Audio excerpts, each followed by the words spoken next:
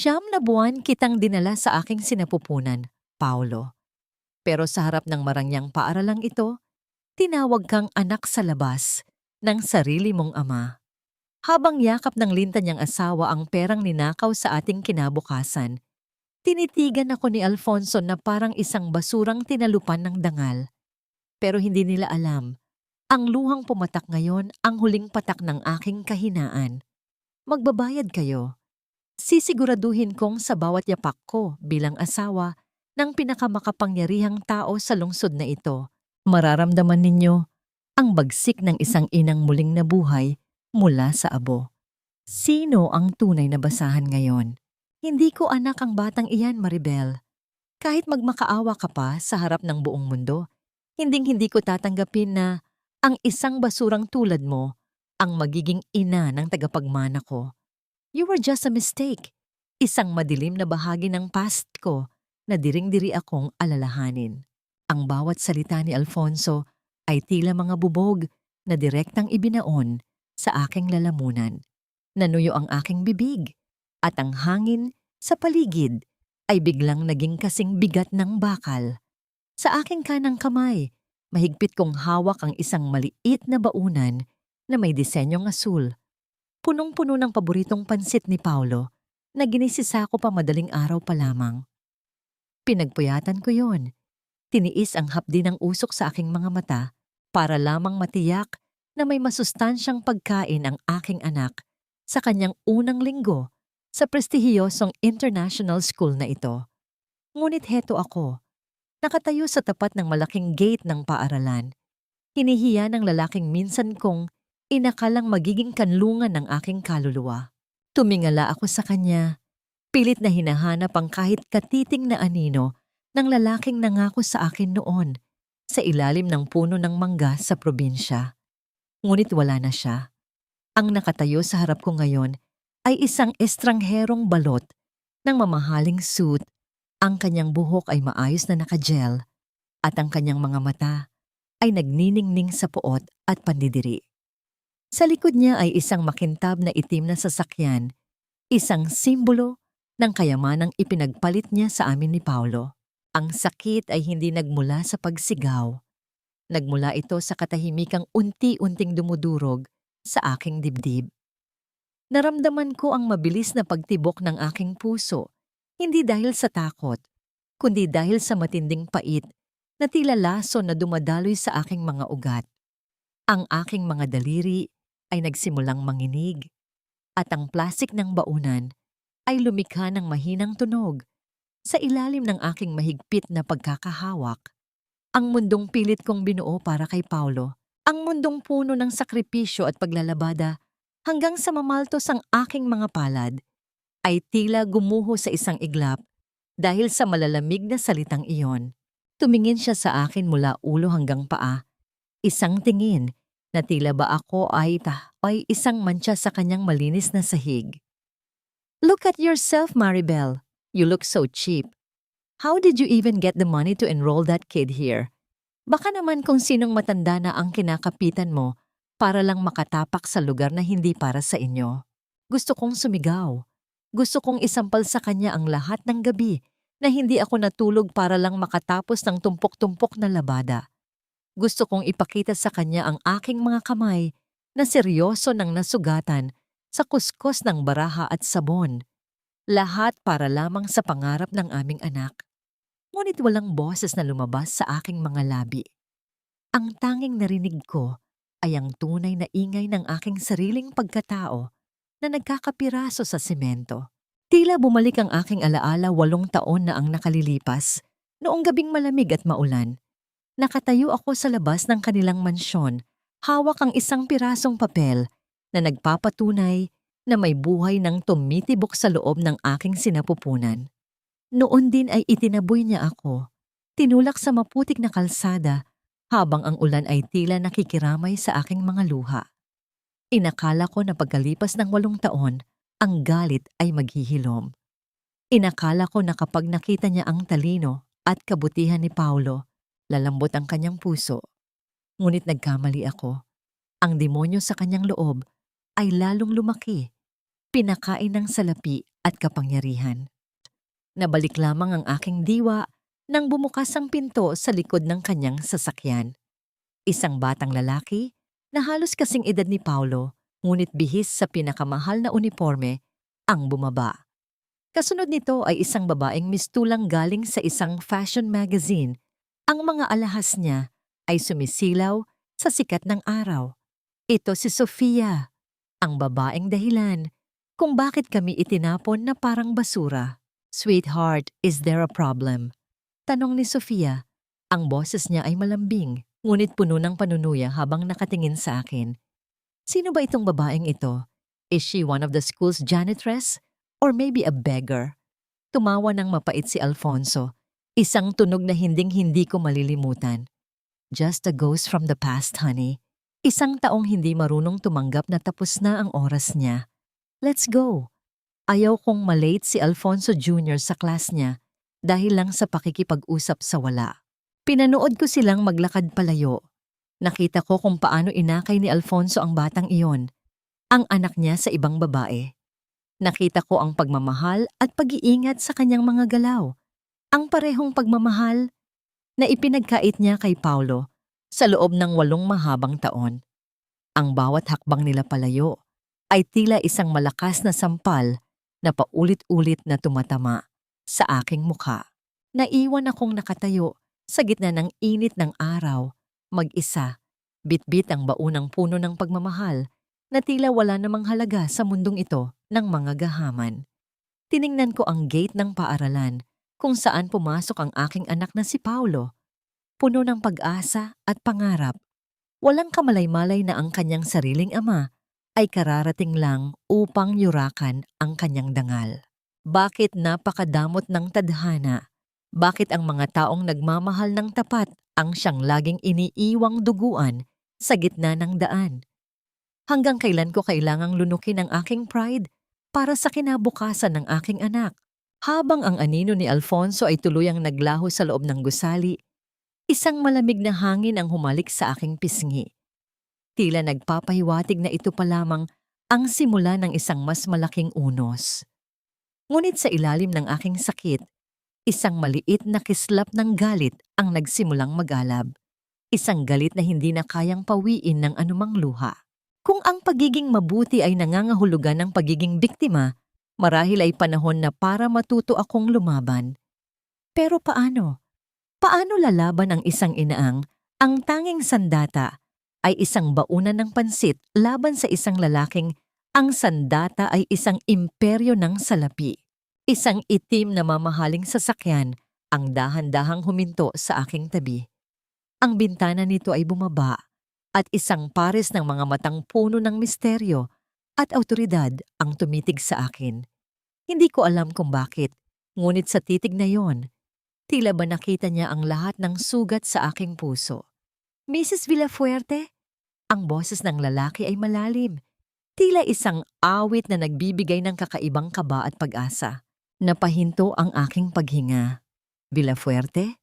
Iyan ang apelyidong nakasulat sa kontratang pinirmahan ko noong 1 linggo sa gitna ng aking desperasyon. Ang kontratang magbabago sa lahat. Nakalimutan ko.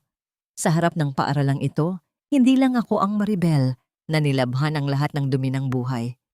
Ako rin ang babaeng nagbenta ng kanyang kalayaan para sa isang pagkakataong hindi ko pa lubos na nauunawaan. Tumingin ako sa huling pagkakataon sa direksyon ni Alfonso. "Magpakasaya ka sa iyong tore, Alfonso.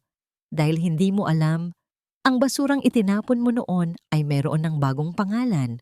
At sa susunod na magtagpo ang ating mga landas, sisiguraduhin kong ikaw naman ang luluhod sa putikan. Huwag kang matakot, Maribel. Hindi ako narito para bilhin ang iyong dangal, kundi para bigyan ito ng isang kuta na hinding-hindi na muling mapapasok o maugong ng kahit na sinong mapangapi." Ang mga salitang yon ni Eduardo Villafuerte ay tila isang mainit na kumot na bumalot sa aking nangangatog na katawan noong gabing iyon. 3 linggo na ang nakalilipas. Habang nakaupo ako sa loob ng kanyang mamahaling sasakyan sa kasalukuyan, matapos ang masakit na tagpo kay Alfonso sa harap ng paaralan, muling bumalik ang aking gunita sa unang pagkakataon na nagtagpo ang aming mga landas. Isang gabing hindi ko kailanman inakalang magiging simula ng aking muling pagkabuhay. Sariwa pa sa aking alaala, ang malakas na buhos ng ulan na tila gustong lunurin ang maliit na iskinita kung saan kami nakatira ni Paulo.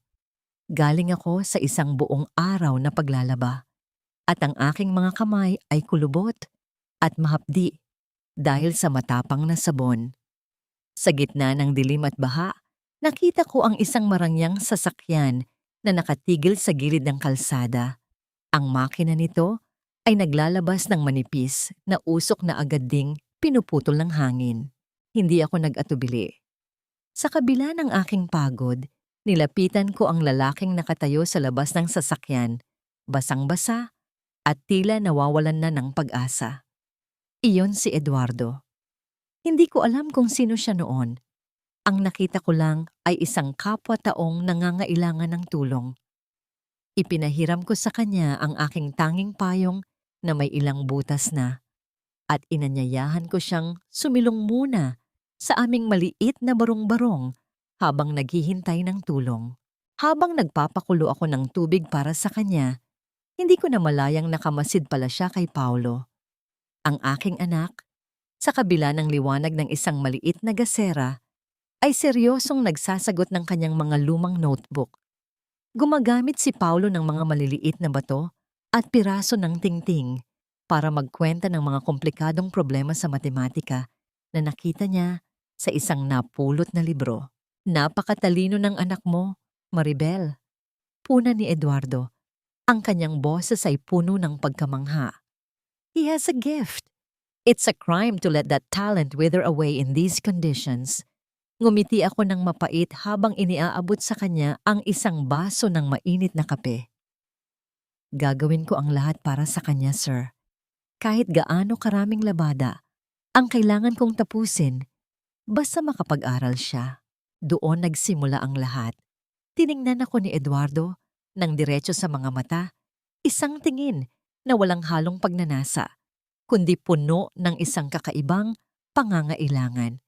Ikinuwento niya ang kanyang buhay, ang kanyang malawak na imperyo na walang kasing lamig, ang kanyang pag-iisa matapos siyang traidorin ng kanyang dating asawa para sa pera at kapangyarihan. Kailangan niya ng isang taong tunay, isang taong hindi kayang bilhin ng salapi upang maging asawa sa harap ng publiko at bigyan ng init ang kanyang tahanan. Be my wife in name only, Maribel. Ang alok niya na tila isang kulog sa gitna ng katahimikan. Sa kapalit ng iyong pag-aalaga sa aking tahanan at pagtayo sa tabi ko sa mga formal na okasyon, ibibigay ko kay Paulo ang pinakamagandang kinabukasan, ang international school, ang pinakamahusay na mga guro, at ang proteksyon ng aking apelyido. Walang sinumang makakaalam na ito ay isang kasunduan lamang. Noong una, binalot ako ng matinding hiya.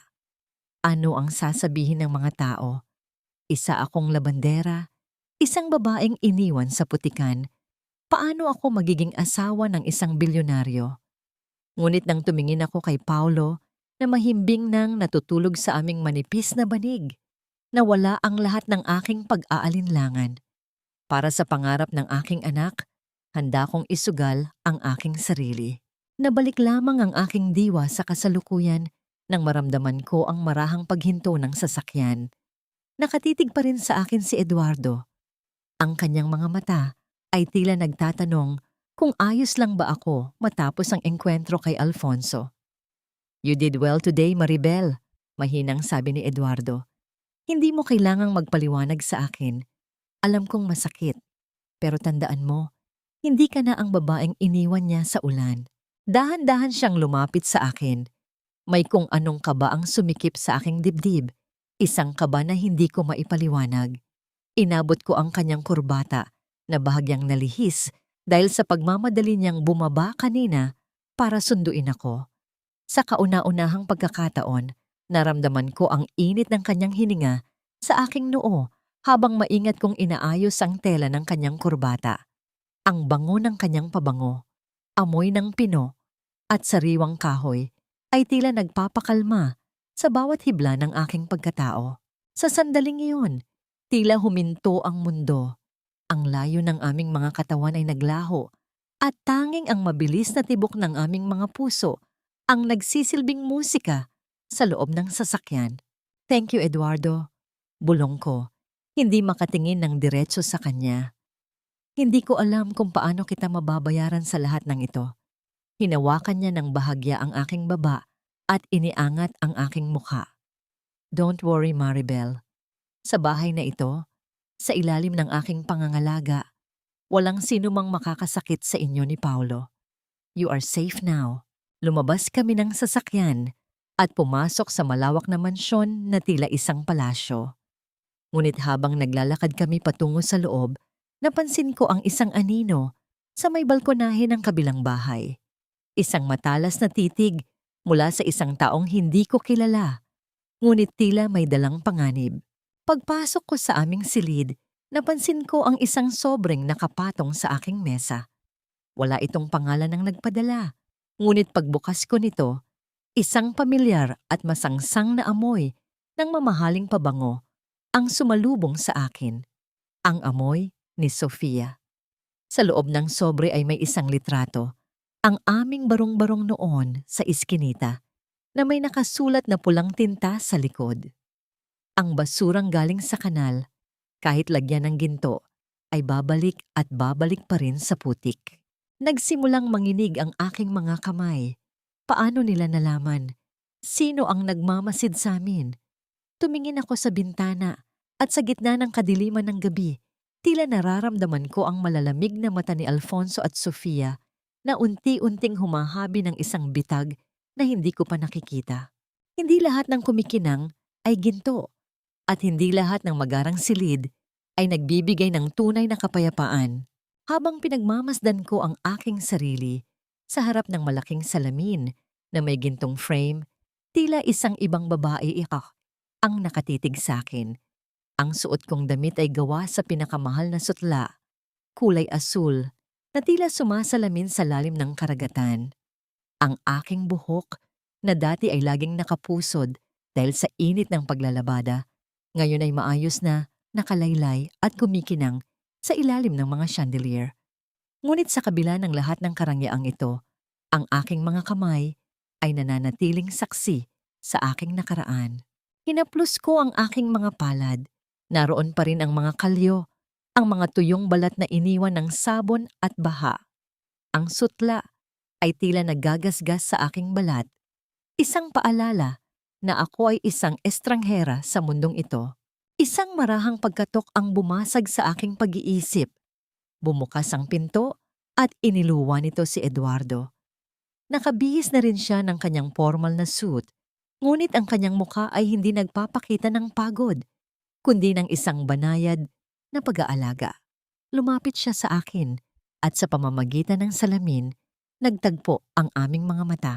You look breathtaking, Maribel, mahina niyang sabi. Napansin niya ang aking panginginig at ang mahigpit kong pagkakahawak sa aking sariling braso. Is something bothering you? Kanina ka patahimik simula nang pumasok tayo rito. Gusto kong ipakita sa kanya ang sobrang natanggap ko. Gusto kong sabihin na ang mga anino ni Alfonso at Sofia ay tila gumagapang na sa loob ng kanyang mansyon. Ngunit pinili kong itago ang takot. Ayaw kong isipin niya na mahina ako o kaya ay maging pabigat sa kanya matapos ang lahat ng ibinigay niya sa amin ni Paulo. Palihim kong itinago ang sobre sa ilalim ng mga tumpok ng aking bagong damit sa drawer. Naninibago lang marahil ako, Eduardo. Pagsisinungaling ko, bagaman ang aking puso ay tila isang tambol na mabilis ang pagtibok. Masyadong malaki ang bahay na ito, masyadong tahimik. Ngumiti siya. Isang nangiting tila nagpapagaan ng mabigat na atmosfera sa silid. Magiging masaya rin tayo rito, Maribel. Give it time. Si Paulo, handa na ba?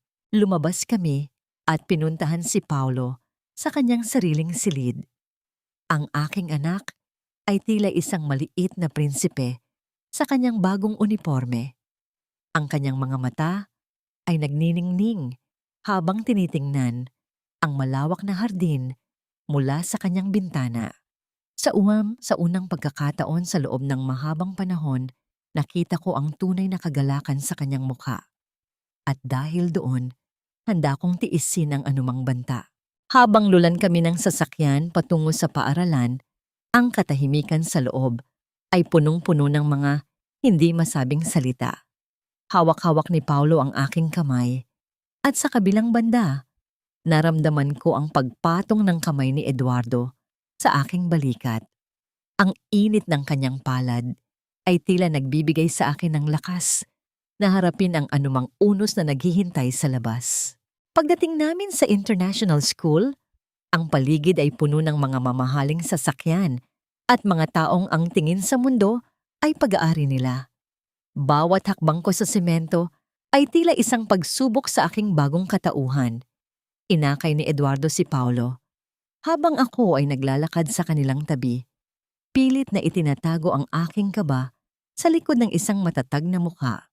"Huwag kang titingin sa ibaba, Maribel," bulong ni Eduardo sa aking tainga. Ang asawa ni Eduardo Villafuerte ay hindi yumuyuko sa kahit na kanino.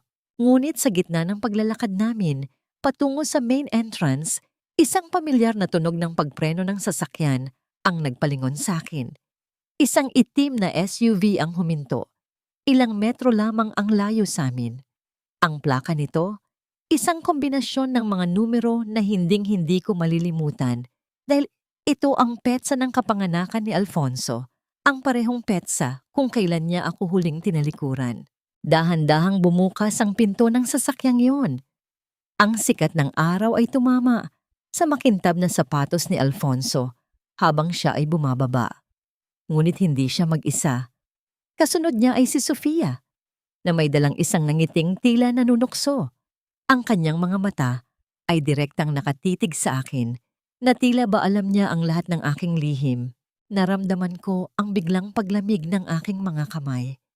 Ang hangin ay tila nawala sa aking baga. Ang banta sa sobre ay hindi na lang isang sulat. Narito na sila. Sa harap ko, handang gawing impyerno ang bagong buhay na pilit kong itinatayo. Tumingin si Alfonso sa aming direksyon. Noong una ay puno ng kayabangan ng kanyang mukha. Ngunit nang makita niya ang lalaking katabi ko, ang kanyang ekspresyon ay biglang nagbago. Ang kulay sa kanyang mukha ay tila naglaho, napalitan ng isang matinding gulat at takot. Bakit ganoon ang reaksyon ni Alfonso nang makita niya si Eduardo? Mayroon bang ugnayan ang dalawang lalaking ito na hindi ko pa nalalaman? Ang bawat tibok ng aking puso ay tila isang babala. Ang gintong hawla na kinalalagyan ko ngayon ay tila unti-unting sumisikip. At ang mga rehas nito ay nagsisimulang uminit sa paparating na apoy ng katotohanan. Kahit balutin mo pa ang iyong sarili ng pinakamahal na tela, amoy lupa at amoy sabong panlaba ka pa rin sa paningin ko. Maribel, ang basahan, kahit gawin mong kurtina sa palasyo, nananatiling basahan. Ang boses ni Alfonso ay tila isang matalim na kutsilyo na humihiwa sa katahimikan ng hallway ng paaralan. Kadarating pa lamang namin, ngunit pansamantalang humiwalay si Eduardo upang sagutin ang isang mahalagang tawag mula sa kanyang opisina at iniwan kami ni Paulo sa tapat ng mga locker. Doon ako hinarang ni Alfonso, malayo sa paningin ng mga guro at ibang magulang. Tiningnan ko siya ng diretso. Ang aking puso ay tila isang ibong nagpupumiglas sa loob ng isang masikip na hawla, ngunit pinilit kong panatilihing kalmado ang aking mukha. Sa tabi ko, naramdaman ko ang paghigpit ng hawak ni Paulo sa aking palda. Ang aking anak, na kanina lang ay puno ng kagalakan, ngayon ay nakayuko at tila gustong maglaho sa kinatatayuan. "Ano ang ginagawa mo rito, Alfonso?" Ang aking boses ay mahina, ngunit may diing hindi ko akalaing kaya kong ilabas. "Huwag mong takutin ang anak ko." Tumawa si Alfonso, isang halakhak na puno ng panunuya at kawalang galang. "Anak mo? O anak natin na pilit mong isinasalaksak sa mundong hindi naman para sa kanya? Tingnan mo ang paligid mo, Maribel. Ang mga bata rito ay anak ng mga senador, mga CEO, at mga totoong mayayaman. At ikaw, isang labandera na nagkunwaring prinsesa sa loob ng isang araw? Huwag mong sabihing nagtatrabaho ka na rito bilang janitor kaya ka nakapasok. Lumapit pa siya sa akin hanggang sa maamoy ko ang pamilyar at nakakaumay na amoy ng kanyang sigarilyo at alak. Kahit patanghaling tapat, ang kanyang presensya ay tila isang madilim na ulap na lumalamon sa lahat ng liwanag na pilit kong binuo sa loob ng nakaraang mga linggo. Ilang gabi mo bang ibinenta ang sarili mo para lang mabili ang damit na yan? Bulong niya. Sapat na para marinig ko at ni Paulo. Sino ang matandang pinapatulan mo ngayon para lang makatungtong sa international school na ito? Hindi ka ba nahihiya sa anak mo? Pinapalaki mo siyang nabubuhay sa kasinungalingan. Naramdaman ko ang pag-akyat ng dugo sa aking mga pisngi. Hindi dahil sa hiya, kundi dahil sa isang naglalabing galit na tila bulkang mayo na handa ng sumabog. Gusto kong itaas ang aking kamay at burahin ang mapang-aping na ngiti sa kanyang mukha. Gusto kong isigaw sa buong hallway kung gaano siya kawalang kwentang ama. Ngunit ang bawat salita niya ay tila mga pako na ibinabaon sa aking dignidad. Tumingin ako sa aking mga kamay. Nanginginig ang mga ito. Ang bawat kalyo sa aking palad ay tila kumikirot, nagpapaalala sa akin ng bawat tumpok ng damit na aking nilabhan, bawat patak ng pawis na aking ibinuhos para lang mabigyan si Paulo ng disenteng buhay. Ang sakripisyong yon ay tinatawag niyang pagbebenta ng sarili. Wala kang alam sa mga sakripisyo ko, Alfonso. Ang aking tinig ay nangangatog sa tindi ng emosyon at wala kang karapatang husgahan ako. Ang tanging kasalanang ginawa ko ay ang mahalin ng isang taong tulad mo noon. Sa sandaling iyon, sumulpot si Sofia sa likod ni Alfonso. Ang kanyang mga takong ay lumilikha ng isang matalim at mabilis na tunog sa makintab na sahig. Tila isang babala ng paparating na panganib. Hawak niya ang isang mamahaling bag na tila mas mahal pa sa kabuuan ng aming lumang bahay. Oh, Alfonso, why are you wasting your time talking to this person? Ani Sofia, ang boses ay puno ng pait. Look at her, trying so hard to blend in. Pero ang totoo, amoy pawis pa rin siya kahit anong pabango ang gamitin niya. Poor Paulo, having a mother who thinks a fancy dress can erase her history as a maid. Naramdaman ko ang unti-unting pagguho ng aking loob. Ang mga salita nila ay tila mga latigo na paulit-ulit na humahagupit sa aking pagkatao. Sa harap ng aking anak, hinuhubaran nila ako ng dangal. Ang bawat tingin ng mga dumadaang magulang ay tila mga karayom na tumutusok sa aking balat. Tumalikod na sana ako upang umalis. Bitbit ang aking nagdurugong puso nang biglang hawakan ni Alfonso ang aking braso ng napakahigpit. Ang sakit ay gumuhit mula sa aking balat hanggang sa aking buto. Hindi pa tayo tapos, Maribel. Banta ni Alfonso, ang kanyang muka ay malapit na sa akin. Hinding-hindi ko hahayaan na ang isang con artist na tulad mo ay manatili sa paaralang ito. I will make sure everyone knows who you really are. Isang hamak na labanderang pilit na umaakyat sa lipunan sa pamamagitan ng pandaraya. Sa gitna ng tensyon, isang malakas na yabag ng sapatos ang narinig mula sa dulo ng hallway. Isang otoridad na hindi mapapasubalian.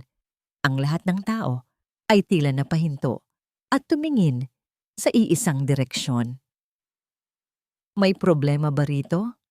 Ang boses ni Eduardo ay dumagundong sa hallway, puno ng lamig at kapangyarihan na tila kayang magpalamig sa nagbabagang galit sa paligid. Dahan-dahang binitiwan ni Alfonso ang aking braso. Ang kanyang mukha ay agad na nabalot ng pagkalito at takot. Tumingin siya kay Eduardo, pagkatapos ay sa akin, at muli kay Eduardo. Anong ginagawa ng basahang tulad mo rito? At bakit tila kilala mo ang lalaking ito? Ang tanong ni Alfonso ay puno ng pagdududa at nagsisimulang panginginig. Ang aking puso ay tila tumigil sa pagtibok. Ito na ang sandaling hihubog sa aming kapalaran. Sasabihin ko ba ang totoo? O hahayaan ko ang anino ng nakaraan na lamunin ang aking kinabukasan? Hindi ka na mag-iisa, Maribel. Tandaan mo yan. Mula sa sandaling ito, ang bawat luhang papatak mula sa iyong mga mata ay may kaukulang kabayaran na hihilingin ko sa sino mang maglakas loob na saktan ka. Ang boses ni Eduardo ay hindi malakas, ngunit ang bawat salita ay tila isang utos na hindi pwedeng baliin. Sa gitna ng hallway, nakita ko kung paano namutla si Alfonso. Ang kanyang mga kamay na kanina ay nakahawak ng mahigpit sa aking braso ay dahan-dahang bumitaw. Tila ba napaso sa apoy na nagmumula sa mga mata ni Eduardo. Ang katahimikan sa paligid ay naging kasing lalim ng isang bangin at ang bawat hininga ko ay tila isang paghahanap ng kaligtasan sa gitna ng unos. Hindi na naghintay si Eduardo ng sagot mula kay Alfonso. Marahan niyang ipinatong ang kanyang braso sa aking balikat. Isang proteksyong hindi ko kailanman naramdaman sa loob ng 8 taon. Inakay niya kami ni Paulo palayo. Iniwan si Alfonso at Sofia na tila mga estatwang nakatayo sa gitna ng kahihiyan at kalituhan. Ngunit kahit nakatalikod na ako, nararamdaman ko pa rin ang nanunuot na titig ni Alfonso. Isang titig na puno ng inggit, pagtataka, at isang masamang balakin na tila unti-unti nang nabubuo. Pagdating namin sa mansyon, ang bawat sulok ng marangyang bahay ay tila mas lalong naging malamig. Nagkulong ako sa aking silid.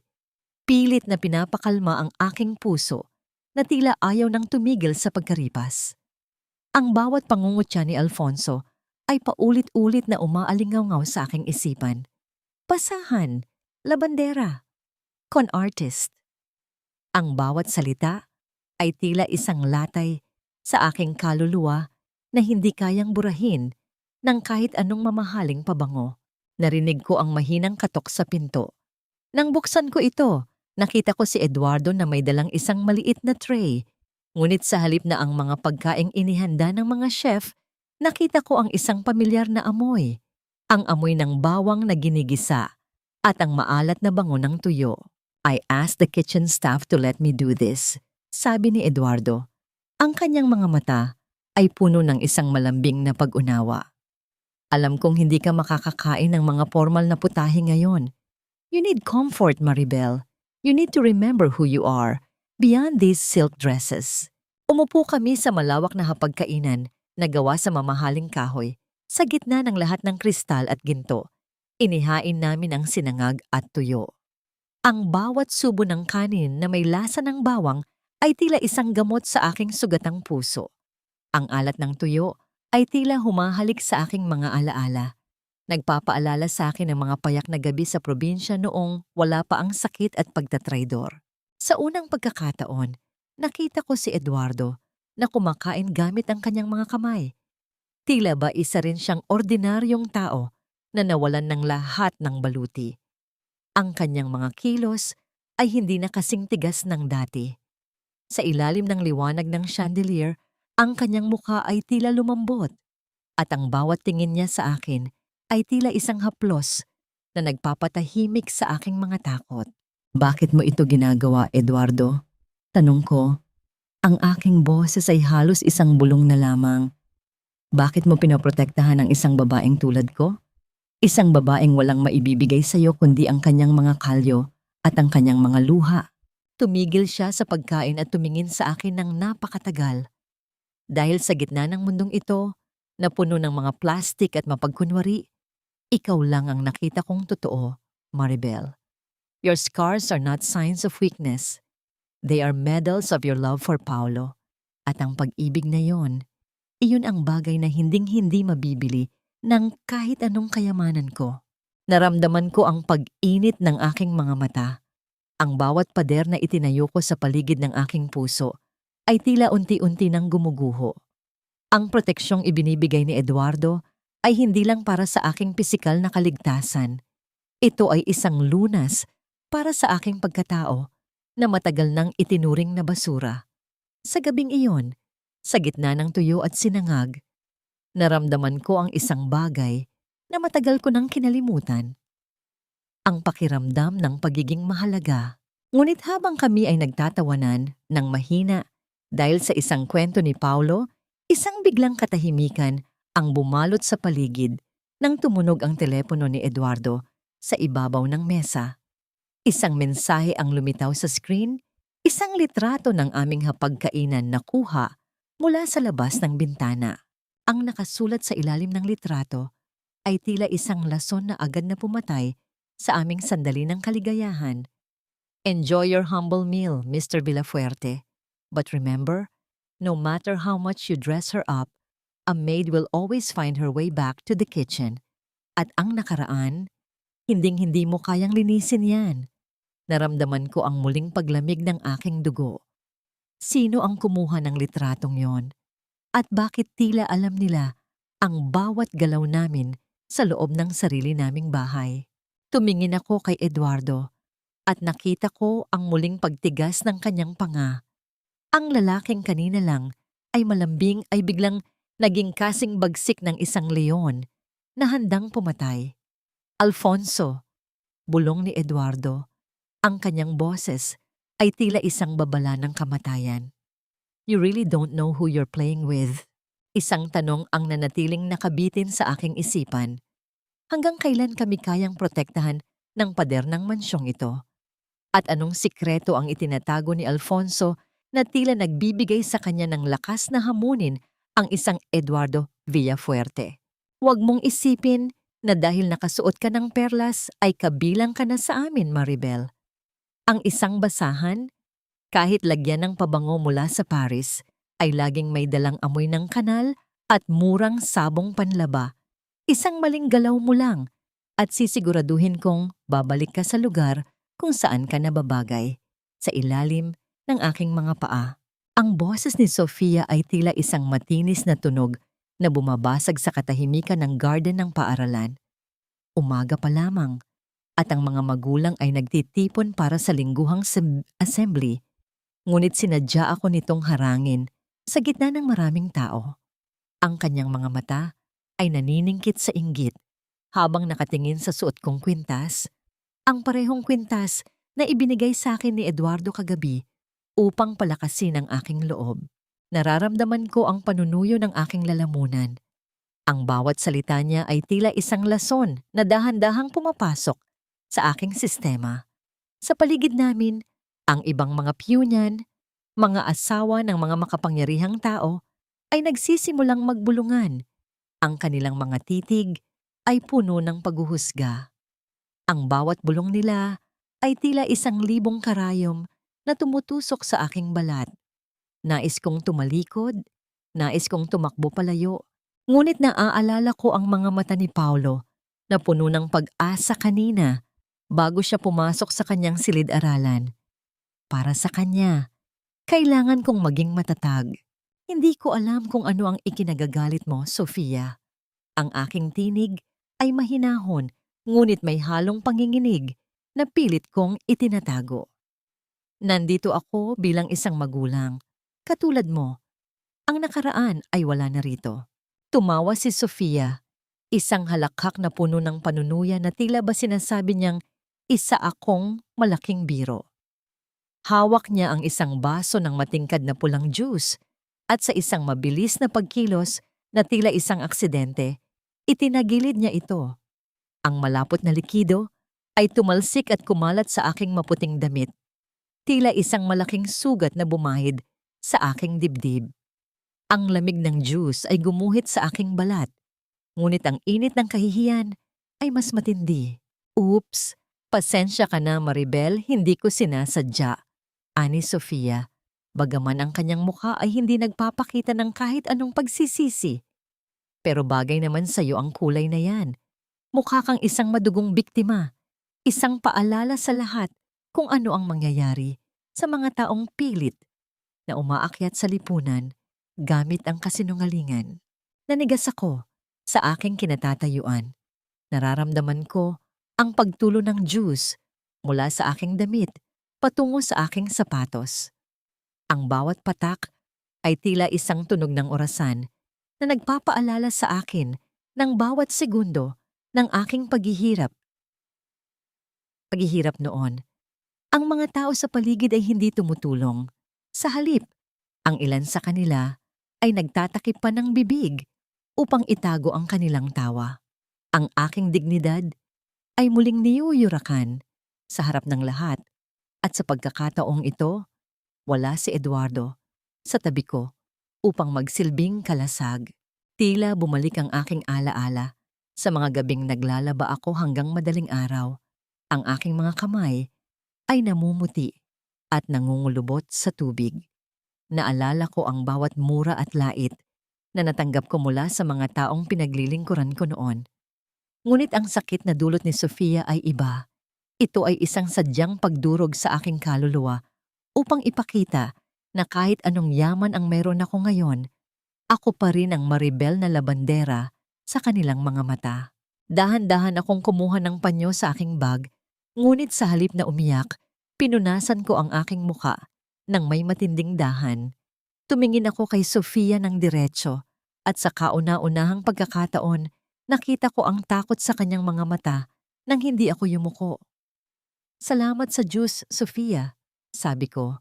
Ang aking boses ay mas matatag kaysa kanina. Pero kahit gaano karaming dumi ang itapon mo sa akin, hinding-hindi nito mababago ang katotohanang mas malinis ang aking puso kaysa sa iyong konsensya.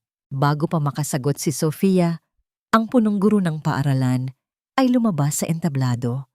Ang lahat ng atensyon ay nalipat sa kanya. Ang kanyang boses ay umalingaw-ngaw sa buong garden, puno ng kagalakan at excitement. "Magandang umaga sa inyong lahat. Bago natin simulan ang ating programa, nais kong ipaalam ang isang napakahalagang balita. Ang ating paaralan ay nakatanggap ng pinakamalaking donasyon sa kasaysayan nito para sa bagong Arts and Sciences Building. At ang donasyong ito ay nagmula sa ating pinakamakapangyarihang board member na personal na darating ngayon para sa ribbon cutting ceremony." Naramdaman ko ang biglang pag-igting ng mga balikat ni Sofia. Ang kanyang asawang si Alfonso ay nakatayo na rin sa tabi niya. Ang mukha nito ay puno ng pagmamalaki. Tila ba inaasahan niyang ang pangalan nila ang tatawagin. Alam ng lahat na ang kumpanya ng pamilya ni Sofia ay isa sa mga pangunahing sponsor ng paaralan. Inaanyayahan ko ang lahat na tumingin sa entrance, patuloy ng punong guro. Salubungin natin ang ating benefactor na nagbigay ng bagong pag-asa para sa ating mga anak. Ang bawat mata ay nakatitig sa malaking gate ng paaralan. Isang itim na sasakyan ang dahan-dahang huminto at ang pinto nito ay bumukas. Ang hangin ay tila tumigil sa pag-ihip habang isang lalaking may dalang awtoridad at hindi matatawarang karangyaan ang bumaba. Ngunit ang ikinagulat ng lahat ay hindi ang kanyang pagdating, kundi ang kanyang ginawa. Sa halip na tumuloy sa entablado, dahan-dahang naglakad ang lalaking iyon patungo sa direksyon kung saan ako nakatayo. Nakatayo sa gitna ng putikan ng kahihiyan at basang-basa ng pulang juice. Ang lalaking iyon ay si Eduardo. Ang bawat hakbang niya sa semento ay tila isang tunog ng hatol para sa mga taong nagmaltrato sa akin. Ang kanyang mga mata ay nakatitig sa aking nadungisang damit at ang kanyang panga ay nagpapakita ng isang matinding galit na tila kayang sumunog sa buong paligid. "Mrs. Villafuerte," ang boses ni Eduardo ay binalot ang buong katahimikan ng garden. "Bakit basa ang iyong damit? At sino ang naglakas loob na gawin ito sa aking asawa?" Ang katahimikan ay naging kasing bigat ng isang bundok. Nakita ko ang pagbagsak ng balikat ni Alfonso at ang panginginig ng mga labi ni Sofia. Ang lahat ng mata na kanina ay puno ng pangungutya. Ngayon ay puno ng matinding takot at pagsisisi. Isang tanong ang nananatiling nakabitin sa hangin. Ano ang gagawin ni Eduardo kapag nalaman niyang ang asawa ng taong kailangan niya sa isang malaking kontrata ang siyang nagpahiya sa akin? At hanggang saan ang kayang gawin ni Alfonso upang isalba ang kanyang sarili, kahit na ang kapalit ay ang pagsira sa kanyang sariling pamilya? Hindi sapat ang salitang accident, para bayaran ang dangal na sinubukan ninyong tapakan. Ang bawat patak ng pulang likidong yan sa damit ng aking asawa ay tila dugo na nagmumula sa aking sariling sugat. At sisiguraduhin kong hindi lang mantsa ang maiiwan sa inyong mga kamay, kundi isang permanenteng marka ng inyong pagkakamali. Ang boses ni Eduardo ay binalot ang buong paligid ng isang nakakangilong lamig. Sa gitna ng garden, tila tumigil ang pag-ikot ng mundo. Nakita ko kung paano nanginig ang mga kamay ni Sofia habang hawak pa rin ang basyong baso at si Alfonso naman ay tila isang asong bahag ang buntot na hindi makatingin ng diretso. Ang lahat ng mga funahan na kanina ay nagbubulungan ay biglang nagpulasan, tila mga langgam na nabulabog ng isang dambuhalang tapak. Naramdaman ko ang paglapit ni Eduardo sa akin. Hindi siya nag-atubili. Kinuha niya ang kanyang mamahaling panyo na gawa sa pino at puting sutla at dahan-dahang pinunasan ang mantsa sa aking dibdib. Ang bawat haplos niya ay tila isang pagbabasbas, isang pagkilala sa aking pagkatao na pilit na binubura ng mga taong ito. Ang init ng kanyang presensya ay tila unti-unting nagpapatunaw sa yelo ng kahihiyan na bumabalot sa aking puso. Mr. Villafuerte, pasensya na po talaga.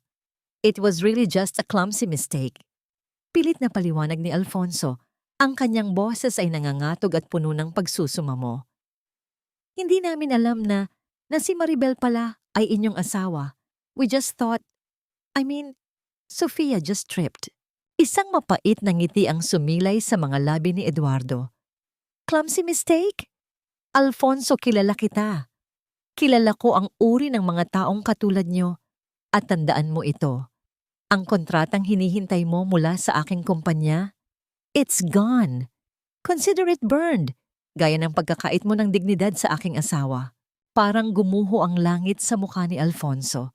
Ang kontratang yon ang tanging paraan para maisalba ang nalulubog na kumpanya ng pamilya ni Sofia.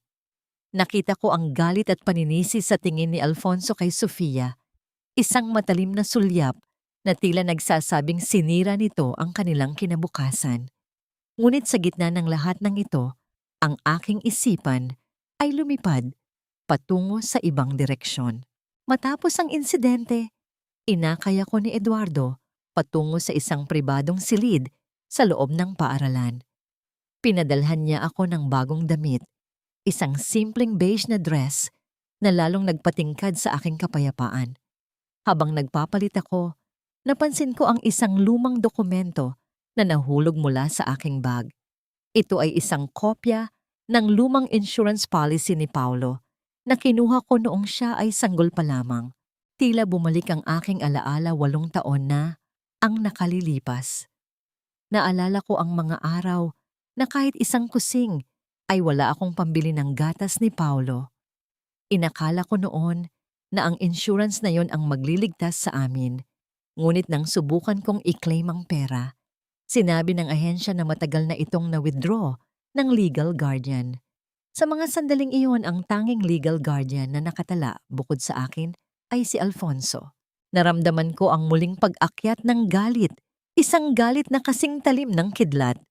Kinuha niya ang lahat sa akin, ang aking pag-ibig, ang aking kabataan, at pati ang kakarampot na sigurong para sa kinabukasan ng aking anak.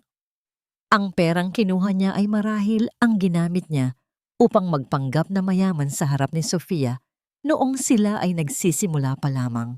Nabalik lamang ang aking diwa nang pumasok si Eduardo sa silid. Nakita niya ang dokumento sa aking kamay at ang mga luhang hindi ko na napigilang pumatak. Maribel, what's wrong? Tanong niya. Ang boses ay puno ng tunay na pag-aalala. Eduardo, nagnanakaw siya. Bulong ko. Ang boses ko ay basag dahil sa pait. Hindi lang niya kami itinapon. Pinagnakawan niya ang sarili niyang anak. Ang insurance money ni Paulo na pinaghirapan kong bayaran buwan-buwan mula sa kaunting sahod ko noon, siya ang kumuha. Nakita ko ang pagdidilim ng mukha ni Eduardo. Ang kanyang panga ay nagpapakita ng matinding puot. Lumapit siya sa akin at hinawakan ang aking mga kamay. Hush now, Maribel. Let the past fuel your strength, not your sorrow. Sisiguraduhin nating bawat sentimo na kinuha niya sa inyo ay babalik ng may kasamang interes ng kanyang pagbagsak. Sa kabila ng kanyang mga salita, may isang bagay na bumabagabag sa akin. Bakit tila personal din ang galit ni Eduardo sa pamilya ni Sofia? Bakit sa tuwing naririnig niya ang pangalan ng ama ni Sofia ay tila may isang lihim na pait na lumalabas sa kanyang mga mata? Habang lumalabas kami ng paaralan, nakita namin si Alfonso na pilit na kinakausap ang isa sa mga abogado ni Eduardo sa paradahan. Mukhang desperado na siya. Ngunit bago kami makasakay sa sasakyan, isang matandang lalaki ang lumapit sa amin. Ang ama ni Sofia, si Don Ramon. Ang tinginan ni na Eduardo at Don Ramon ay tila isang pagtatagpo ng dalawang higanteng handang maglamatan. Ang hangin ay tila naging kasing bigat ng tingga. Eduardo Villafuerte? Ani Don Ramon. Ang boses ay may halong pagbabanta. Huwag mong isiping dahil hawak mo ang paaralang ito ay kontrolado mo na ang lahat. My daughter may have been careless, pero ang pamilya namin ay hindi basta-basta natitibag ng isang lalaking may itinatagong mantsa sa kanyang sariling nakaraan. Napansin ko ang bahagyang paghigpit ng hawak ni Eduardo sa aking kamay. Isang lihim na takot o marahil ay isang matandang sugat ang tila nabuksan. Anong mantsa? Ang tinutukoy ni Don Ramon. At bakit tila may kaugnayan ito sa dahilan kung bakit kami pinili ni Eduardo? Habang umaandar ang sasakyan palayo, tiningnan ko si Eduardo. Ang kanyang mukha ay kasing tigas ng bato. Nakatingin sa malayo. Tila may kinakalaban na multo na hindi ko nakikita. Sa ilalim ng marangyang buhay na ito, tila may mas malalim pang hukay ng mga lihim ang unti-unting nabubuksan. Sino ba talaga si Eduardo Villafuerte sa buhay ng pamilya ni Sofia? At ang amin bang pagsasama ay isang paraan lamang ng kanyang paghihiganti? Isang tanong ang nananatiling nakaukit sa aking isipan habang pinagmamasdan ko ang dapit hapon. Sa larangang ito ng kapangyarihan at paghihiganti, sino ba ang tunay na kakampi at sino ang gagamit sa akin bilang pain sa isang mas malaking digmaan? Magkano ba ang binayad mo kay Eduardo para panindigan ang kasinungalingang ito, Maribel? Huwag mong sabihing naniwala ka talaga na ang isang bilyonaryong tulad niya ay iibig sa isang basahang tulad mo. Pinaglalaruan ka lang niya at sa oras na magsawa siya, sisiguraduhin kong sa kangkungan uli ang bagsak ninyo ng anak mong kulang sa aruga. Ang mga salitang yun ni Alfonso ay tila isang laso na ibinuga sa aking mukha habang ako ay naglalakad sa parking lot ng paaralan. Matapos ang isang PTA meeting kung saan pilit akong iniwasan ng lahat. Nakatayo siya sa gilid ng aking sasakyan. Ang kanyang mukha ay balot ng pait at ang kanyang mga mata ay nanlilisik sa galit.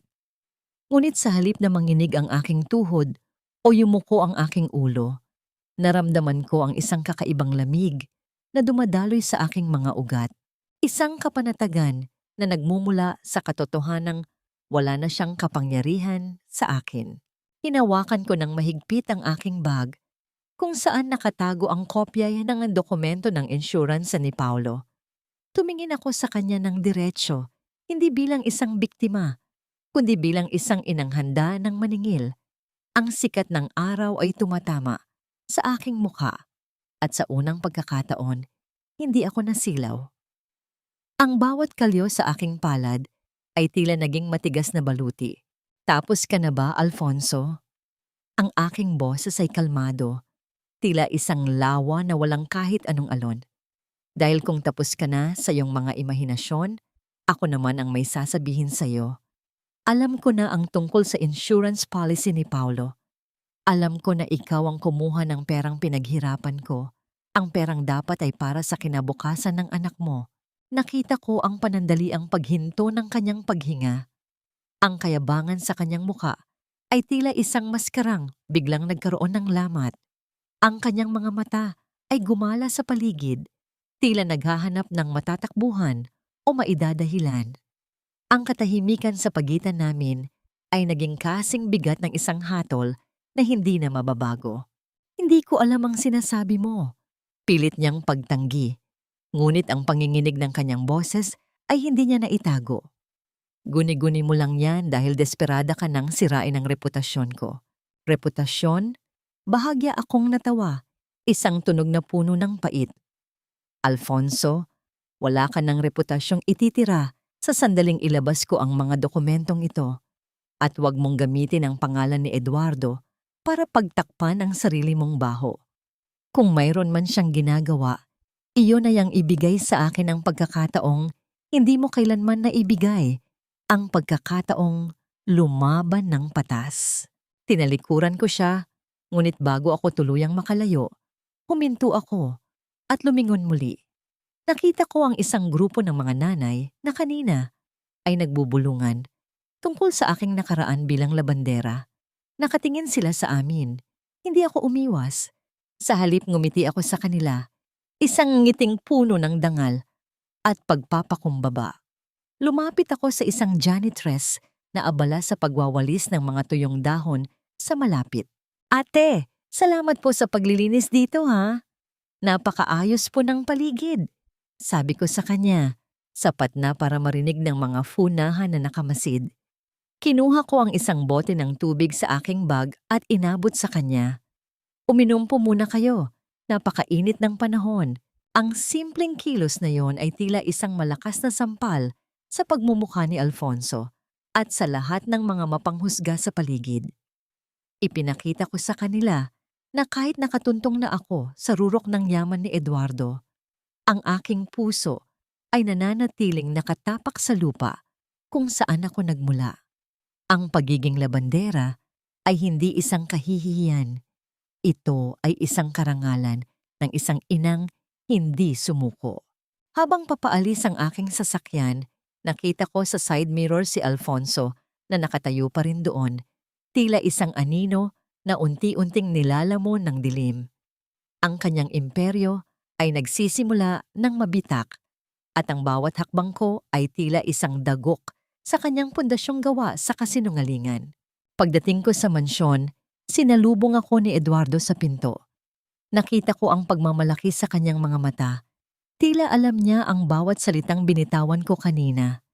Lumapit siya sa akin at hinawakan ang aking mga kamay.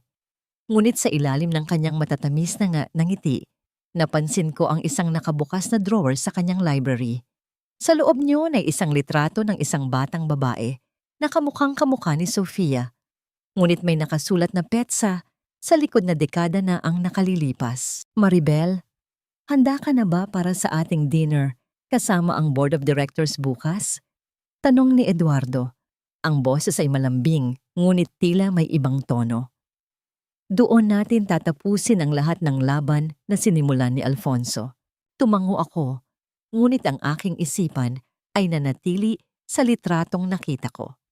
Anong koneksyon meron si Eduardo sa pamilya ni Sofia na mas malalim pa sa negosyo? At bakit tila ang bawat panalo ko laban kay Alfonso ay tila isang hakbang din para sa isang plano ni Eduardo na hindi ko pa lubos na nauunawaan? Naramdaman ko ang muling paglamig ng hangin sa loob ng mansyon. Sa bawat tagumpay na aking nakakamit, tila may isang bagong lihim na bumubukas. Ang aking pakikipaglaban para sa hustisya ay tila nagiging isang bahagi ng isang mas malaking laro ng paghihiganti. Handa na ba akong malaman ang buong katotohanan? O baka naman ang katotohanan yon ang siyang tuluyang dudurog sa kapayapaang pilit kong itinatayo para sa aming dalawa ni Paulo? Walang puwang sa paaralang ito ang mga taong may maruming pinagmulan, Maribel. Ang bunga ay hindi kailanman nalalayo sa puno. At ang anak ng isang labanderang nagnakaw ng pagkakataon ay tiyak na magnanakaw din ng ari-arian ng iba. Ang boses na yon ni Alfonso ay tila isang maugong na bulong na kumalat sa bawat sulok ng international school. Isang laso na dahan-dahang pumatay sa katahimikan ng aking hapon. Habang maingat kong tinatahi ang isang butas sa paboritong jacket ni Paulo, puno puno ng pagmamahal sa bawat tusok ng karayom. Hindi ko alam na sa mga sandaling iyon ay hinuhubaran na ang aking anak ng kanyang dignidad sa gitna ng kanyang silid-aralan. Naramdaman ko ang biglang paglamig ng aking mga daliri. Ang sinulid na hawak ko ay naputol, tila isang babala ng isang bagay na tuluyan ng nasira. Mabilis na tumibok ang aking puso, isang kaba na hindi ko maipaliwanag hanggang sa marinig ko ang marahas na pagbukas ng pinto ng aming mansyon. Iniluwan nito si Paulo, ang aking anak, na dati ay laging may ngiti sa mga labi. Ngayon ay basang-basa ng pawis at luha. Ang kanyang uniforme ay gusot-gusot, ang kanyang bag ay punit ang isang strap, at ang kanyang mga mata ay puno ng isang sakit na hindi dapat nararanasan ng isang 8 taong gulang. Mama, ang kanyang boses ay nanginginig. Halos hindi marinig sa gitna ng kanyang mga hikbi. Magnanakaw po ba ako? Sabi po ni Alfonso Jr. at ng mga kaibigan niya, nagnanakaw lang daw po tayo ng buhay na hindi sa atin, na ang perang ginagamit natin ay galing sa nakaw. Bumagsak ang hawak kong jacket sa sahig. Ang bawat salita ni Paulo ay tila isang matalim na karayom na direktang tumutusok sa aking puso. Niyakap ko siya nang napakahigpit, pilit na ipinaparamdam sa kanya ang aking proteksyon. Ngunit nararamdaman ko ang panginginig ng kanyang maliit na katawan. Ang bawat hikbi niya ay tila isang sumbat sa aking budhi. Ikinuwento ni Paulo ang nangyari. Nagpakalat si Alfonso ng tsismis sa lahat ng mga magulang at guro na ang aking nakaraan bilang labandera ay balot ng pagnanakaw. Sinabi niya na, kaya lang ako nakaakyat sa buhay ay dahil ninakawan ko ang kanyang kumpanya noon. At ang lason na ito ay umabot sa mga bata. Pinagbintangan si Paulo na kumuha ng mamahaling gadget ng isa niyang kaklase. At sa harap ng lahat, hinalughog ang kanyang bag habang tinatawanan ng mga anak ng mga alta sosyedad. Ang bawat detalye ng kanyang kwento ay tila isang latigo na humahagupit sa aking pagkatao. Ito ang pinakamalupit na paraan ng paghihiganti ni Alfonso. Hindi ako ang sinasaktan niya, kundi ang batang walang malay. Ang gaslighting na ginawa niya sa akin noon ay ginagawa na niya ngayon sa buong paaralan. Pinapaniwala niya ang lahat na kami ang masama, kami ang mapagpanggap, at kami ang panganib sa kanilang marangyang mundo. Hindi totoo yan, anak. Tumingin ka sa akin. Iniangat ko ang kanyang mukha. Pilit na itinatago ang sarili kong mga luha. Ang bawat sentimong meron tayo, pinaghirapan ni Mama. Ang dangal natin, hindi kayang bilhin ng kahit anong yaman nila. Huwag kang maniniwala sa kanila. Ngunit paano ko mapapaniwala ang isang bata kung ang buong mundo sa paligid niya ay nakaturo ang daliri sa kanya? Nabalik ang aking diwa nang marinig ko ang paghinto ng sasakyan ni Eduardo. Pumasok siya sa silid at agad na nabanaag ang tensyon. Nakita niya si Paulo na umiiyak at ang aking muka na tila isang basahan na muling niyurakan. What happened? Ang boses ni Eduardo ay mababa. Ngunit naroon ang isang panganib na tila isang bulkang handang sumabog. Ipinakita ko sa kanya ang mensahe mula sa punong guro na kapapasok lang sa aking telepono. Isang imbestigasyon ang isasagawa bukas tungkol sa nawawalang gamit. At dahil sa background ni Paulo, siya ang pangunahing suspect. Ang sulat ay puno ng mga salitang tila may piring ang hustisya, halatang kontrolado ng impluensya ni Alfonso at ng pera ng pamilya ni Sofia. Alfonso is playing with fire. Bulong ni Eduardo, ang kanyang mga mata ay naniningkit. Hinawakan niya ang aking balikat, isang pagpapakita ng suporta. Ngunit sa sandaling iyon, napansin ko ang isang bagay sa kanyang lamesa. Isang listahan ng mga pangalan kung saan nakabilang ang ama ni Sofia. Isang matinding pagdududa ang muling gumising sa aking isipan. Bakit tila handang-handa si Eduardo sa bawat galaw ni Alfonso?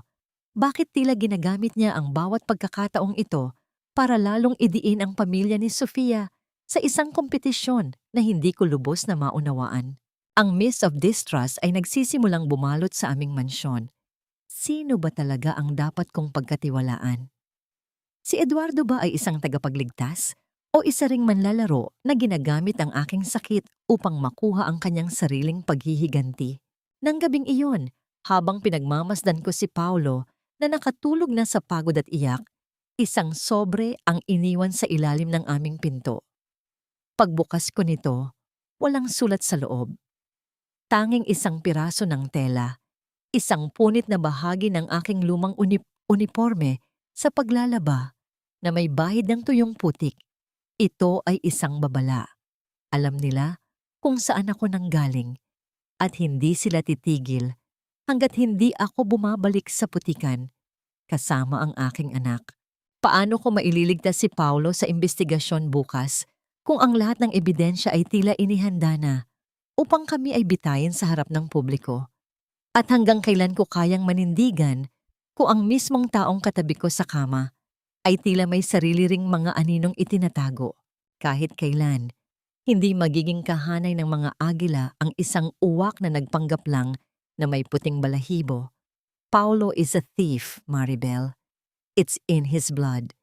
And no amount of Villafuerte money can wash away that stain. Ang mga salitang yon ni Alfonso ay tila isang hatol ng kamatayan na binitawan sa gitna ng malamig at payapang boardroom ng paaralan. Nakaupo ako sa isang mahabang lamesang gawa sa madilim na kahoy. Kaharap ang mga miyembro ng Board of Trustees at ang punong guro na tila hindi makatingin sa akin ng diretso. Sa tabi ko, si Paulo ay nakayuko. Ang kanyang maliliit na kamay ay nakakuyom sa ibabaw ng kanyang tuhod. Pilit na pinipigilan ang muling pag-agos ng mga luha. Suot ko ang isang kulay abong suit na gawa sa pino at mamahaling tela. Ang bawat tahi ay perpekto. Ngunit sa loob nito, nararamdaman ko ang bawat hibla ng aking pagkatao na muling nagkakapiraso. Ang lamig ng aircon sa silid ay tila humahagupit sa aking balat. Nagpapaalala sa akin ng mga gabing nakababad ang aking mga kamay sa nagyayelong tubig ng baha habang nagkukuskos ng mga maruruming damit. Ang meriendang inihanda sa gitna ng lamesa, mga mamahaling pastries at tsa, ay tila mga lason na hindi ko kayang lunukin. Mr. Principal, the evidence is clear. Patuloy ni Sofia, ang kanyang boses ay puno ng panunuya habang iwinawagay-way ang isang tablet. Nakita sa bag ni Paulo ang nawawalang gintong relo ng anak ko. At huwag nating kalimutan ang background ng nanay niya. A woman who worked as a laundress, who suddenly became a Mrs. Villafuerte. It's a classic story of a social climber training her son to follow her footsteps. Naramdaman ko ang matinding panunuyo ng aking lalamunan. Tila may mga tinik na nakabara rito. Ang aking paningin ay bahagyang lumabo, hindi dahil sa luha, kundi dahil sa matinding puot na tila gustong sumabog mula sa aking dibdib. Tumingin ako kay Eduardo na nakaupo sa kabilang dulo ng lamesa. Nanatili siyang tahimik, ang kanyang mga mata ay nakatitig lamang sa mga dokumentong nasa harap niya. Ang kanyang mukha ay kasing tigas ng marmol. Bakit hindi siya nagsasalita? Bakit hinahayaan niyang yurakan ang dangal ng aking anak sa harap ng lahat? Ang mist of distrust ay tila isang makapal na usok na unti-unting lumalamon sa aking pagtitiwala sa kanya. Naalala ko ang listahan ng mga pangalan sa kanyang lamesa kagabi. Gamit lang ba kami? Isang kumpay ng damo na isinasakripisyo para sa isang mas malaking laro? I didn't do it, Mama. I promise. Bulong ni Paulo. Ang kanyang boses ay basag at puno ng takot. Hinawakan ko ang kanyang kamay sa ilalim ng lamesa. Ang kanyang balat ay kasing lamig ng yelo. Sa sandaling iyon, hindi ko na nararamdaman ang bigat ng aking mamahaling alahas. Ang tanging nararamdaman ko ay ang bigat ng obligasyon ng isang ina. My son is not a thief. Ang aking boses ay lumabas na matatag, bagaman ang aking puso ay tila isang tambol na nagwawala. Alfonso, Sofia, Alam ninyo sa loob ninyo kung sino ang tunay na may pakana nito. Huwag ninyong gamitin ang bata para sa galit ninyo sa akin. Tumawa si Alfonso, isang tunog na puno ng kawalang galang. Dignidad? Maribel, you sold your dignity the moment you signed that contract with Eduardo. Huwag ka nang magpanggap na malinis. At ang batang yan, he is a liability to this institution. For the safety of the other students, we are formally recommending the immediate expulsion of Paulo. Ang tunog ng ballpen na inilapag ni Alfonso sa lamesa ay tila isang malakas na putok na yumanig sa buong silid. Inabot niya ang dokumento ng expulsion sa punong guro. Ang bawat segundo ay tila isang taon ng paghihirap. Nakita ko ang panginginig ng kamay ng punong guro habang inilalapit ang panulat sa papel. Isang pirma na lamang at ang pangarap ni Paulo ay tuluyan ng maglalaho. Isang pirma na lamang at ang taguring magnanakaw ay habambuhay ng didikit sa kanyang pangalan. Tumingin ako kay Eduardo. Nagbabaka sakali ng kahit isang sulyap ng pag-asa. Ngunit sa halip na tumingin sa akin, kinuha niya ang kanyang telepono. Isang mahinang tunog ng pagpasok ng mensahe ang narinig sa katahimikan ng silid. Nakita ko ang unti-unting pagkurba ng isang mapait at madilim na ngiti sa kanyang mga labi. Isang ngiti na hindi ko maunawaan. Isang ngiti na tila may dalang kamatayan o kaligtasan. Wait! Ani Eduardo, ang kanyang boses ay tila isang malamig na hanging humaplos sa bawat isa sa amin. Dahan-dahan niyang iniangat ang kanyang paningin at tumitig ng diretso kay Alfonso. May kung anong panganib sa kanyang mga mata na nagpatahimik maging kay Sofia. Inilapag niya ang kanyang telepono sa gitna ng lamesa at isang video ang nagsimulang mag-play. Bago ninyo pirmahan ang papel na yan, baka gusto ninyong makita kung paano napunta ang relo sa bag ni Paulo.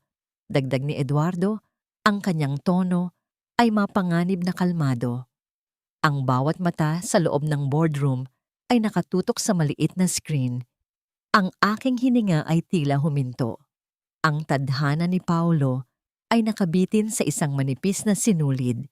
At sa bawat segundo ng video, ang lihim na itinatago ng pader ng paaralang ito ay unti-unti nang nahuhubaran. Ngunit habang ang lahat ay nakatitig sa screen, napansin ko ang isang bagay sa likod ni Eduardo. Ang pinto ng boardroom ay dahan-dahang bumukas at isang pamilyar na mukha mula sa aking madilim na nakaraan ang pumasok. Isang taong hindi ko inakalang makikita ko uli sa ganitong pagkakataon. Sino ang taong ito? At ano ang kinalaman niya sa patibong na inihanda ni Alfonso para sa amin? Alisin niyo ang maruming lalaking yan sa harap ko. Isang pampublikong kahihiyan ang presensya ng isang taong amoy imburnal sa loob ng sagradong silid na ito. Ang boses ni Alfonso ay pumiyok sa tindi ng galit at takot, habang nakaturo ang kanyang nanginginig na daliri kay Mang Isko, ang matandang gwardiya na dati ay nagtatrabaho sa kanyang kumpanya. Ang tanging saksi sa gabing itinapon ako sa gitna ng ulan, 8 taon na ang nakalilipas. Sa kabilang dako, mahigpit kong hawak ang maliit na palad ni Paulo. Naramdaman ko ang bawat pintig ng kanyang puso sa aking mga daliri. Isang mabilis at takot na irama na tila humihingi ng saklolo. Ang irony ng sandaling ito ay tila isang lason sa aking dila. Si Alfonso, na balot ng sutla at ginto, ay tinatawag na basura, ang lalaking may hawak ng katotohanang matagal na niyang ibinaon. Tumingin ako sa paligid ng boardroom. Ang mga miyembro ng board ay nakatingin sa akin na tila ba ako ang may sala. Ang kanilang mga mukha ay puno ng pagkamuhi dahil lamang sa aking pinagmulan. Naramdaman ko ang unti-unting paglamig ng aking pakiramdam. Ang bawat bahagi ng aking katawan ay tila naging kasing tigas ng semento. Ang aking lalamunan ay nanunuyo at ang bawat hininga ko ay tila may kasamang bubog. Ang sakit ng kawalan ng katarungan ay hindi isang sigaw, kundi isang tahimik na pagguho ng lahat ng aking pinaniniwalaan tungkol sa kabutihan ng tao. Huminahon ka, Alfonso. Ang boses ni Eduardo ay bumasag sa tensyon, kasing lamig ng yelo at kasing talim ng labaha. Hindi siya narito para sa iyong limos, narito siya para sa katarungan. Ipinagpatuloy ni Eduardo ang pag-play ng video sa malaking screen sa pader. Ang liwanag mula sa projector ay tumama sa aking mukha, malamig at maputla. Doon, sa harap ng lahat, nakita ang katotohanan. Nakita ang anak ni Alfonso na si Alfonso Jr. sa utos ni Sofia habang palihim na isinusilid ang gintong relo sa bag ni Paulo sa loob ng locker room. Ang bawat kilos nila sa video ay tila isang nakakasuklam na sayaw ng panlilinlang. Isang malakas na singhap ang umalingaw-ngaw sa buong silid. Ang punong guro ay napahawak sa kanyang noo at ang mga miyembro ng board ay dahan-dahang umiwas ng tingin sa akin. Ngunit hindi pa doon nagtatapos. Lumapit si Mang Isko sa gitna ng lamesa. Bitbit ang isang luma at kupas na envelope. Ang tunay na ebidensya ng pagnanakaw ni Alfonso sa insurance money ni Paulo ay inilapag niya sa harap ng mga opisyal ng paaralan. Hindi lang relo ang ninakaw ninyo. Ang aking boses ay lumabas na matatag, bagaman ang bawat himaymay ng aking puso ay nanginginig sa matinding puot. Ninakaw ninyo ang pagkabata ng anak ko. Ninakaw ninyo ang pagkakataon niyang magkaroon ng ama. At ngayon, pati ang kanyang dangal ay gusto ninyong tadtarin? Tumingin ako kay Sofia, na ngayon ay wala nang maisagot. Ang kanyang mukha ay kasing puti ng papel. At kay Alfonso, na ang mga mata ay gumagala na tila isang hayop na nakulong sa isang bitag. Ang bawat pader na itinayo nila sa pamamagitan ng pera at kapangyarihan ay tila unti-unti nang nagkakalamat sa harap ng aking mga mata. Ngunit sa gitna ng aking tagumpay, tumingin ako kay Eduardo. Ang kanyang muka ay hindi nagpapakita ng kagalakan. Sa halip, may isang madilim na ningning sa kanyang mga mata habang pinapanood ang pagbagsak ni Alfonso. Tila ba ang lahat ng ito ay bahagi lamang ng isang mas malaking plano na siya lamang ang nakakaalam. Ang bawat kilos niya ay tila isang calculated move sa isang board game at kami ni Paulo ay mga piyesa lamang na inilagay niya sa tamang posisyon. The board has seen enough, deklara ni Eduardo. Ang kanyang boses ay tila isang hatol na pinal. Alfonso, Sofia, consider yourselves persona non grata in this institution. At ang tungkol sa iyong kumpanya, my lawyers are already filing a case for fraud and theft of insurance funds. Habang papalabas kami ng boardroom, naramdaman ko ang mabilis na pagtibok ng aking puso. Ang hangin sa labas ng silid ay tila masariwa, ngunit ang bigat sa aking dibdib ay hindi pa rin nawawala. Napahinto ako nang makita ko ang reaksyon ni Alfonso sa hallway. Hindi siya sumuko. Sa halip lumapit siya kay Eduardo at may ibinulong na tila isang sumpa. Hindi mo ba sasabihin sa kanya, Eduardo? Ang boses ni Alfonso ay puno ng panunuya, kahit patalunan na siya. Hindi mo ba sasabihin kay Maribel kung bakit mo talaga siya kinuha mula sa putikan? Sabihin mo sa kanya ang tungkol sa aksidente 10 taon na ang nakalilipas. Sabihin mo sa kanya kung kaninong dugo ang nasa mga kamay mo. Napatigil si Eduardo. Ang kanyang panga ay nag-igting at ang kanyang mga mata ay biglang nagdilim. Naramdaman ko ang paglamig ng aking dugo. Isang lihim na mas matindi pa sa pagnanakaw ni Alfonso. Ang tila unti-unti nang lumalabas mula sa mga anino. Tumingin ako kay Eduardo, naghihintay ng pagtatanggi. Ngunit nanatili siyang tahimik, ang kanyang titig ay nakapako sa malayo. Tila nakakita ng isang multong hindi ko nakikita. Sino ba talaga ang lalaking pinagkatiwalaan ko ng aking buhay at ng kinabukasan ng aking anak? Ano ang aksidente na sinasabi ni Alfonso? At kung ang bawat hakbang ko patungo sa katarungan ay tila naglalapit sa akin sa isang mas malalim na kapahamakan, hanggang kailan ko kayang panindigan ang aking pagiging Mrs. Villafuerte? Hanggang kailan mo itatago ang katotohanan sa likod ng iyong mga mamahaling kasuotan, Eduardo? Patay na ang taong iyon, Alfonso. At kung gusto mong sumunod sa kanya sa kailaliman ng limot, ipagpatuloy mo ang pagbubukas ng iyong maruming bibig sa harap ng aking asawa. Ang boses ni Eduardo ay hindi na lamang kasing lamig ng yelo. Ito ay tila tunog ng isang talim na dahan-dahang humahaplos sa leeg ni Alfonso. Sa gitna ng malawak na hallway ng International School, ang hangin ay tila nagkaroon ng sariling bigat, isang presyon na nagpahirap sa bawat paghinga ko. Ang bawat salita ni Alfonso tungkol sa aksidente 10 taon na ang nakalilipas ay tila mga bubog na pumasok sa aking pandinig, nag-iiwan ng mga sugat na hindi ko alam kung paano gagamutin. Naramdaman ko ang paghigpit ng hawak ko sa maliit na balikat ni Paulo. Ang aking mga kuko ay tila ba nabaon na sa sarili kong palad habang pinagmamasdan ko ang likod ni Eduardo. Nakatayo siya doon, matatag at tila hindi matitibag, ngunit sa unang pagkakataon, nakita ko ang bahagyang panginginig ng kanyang mga kamao sa gilid ng kanyang mamahaling suit. Ang katahimikang namagitan sa kanila ay naging kasing lalim ng isang libingan at ang bawat segundong lumilipas ay tila isang pag-amin sa isang kasalanang hindi ko pa nauunawaan. Eduardo? Bulong ko, ang aking boses ay halos maglaho sa tindi ng kaba. Ano ang sinasabi niya? Anong aksidente? Hindi lumingon si Eduardo. Sa halip, dahan-dahan niyang inayos ang kanyang kurbata, isang kilos na tila ba walang nangyaring kaguluhan. Ang kanyang katahimikan ay tila isang pader na muling itinayo sa pagitan naming dalawa. Isang pader na mas matayog at mas madilim kaysa sa mansyong kinatitirhan namin.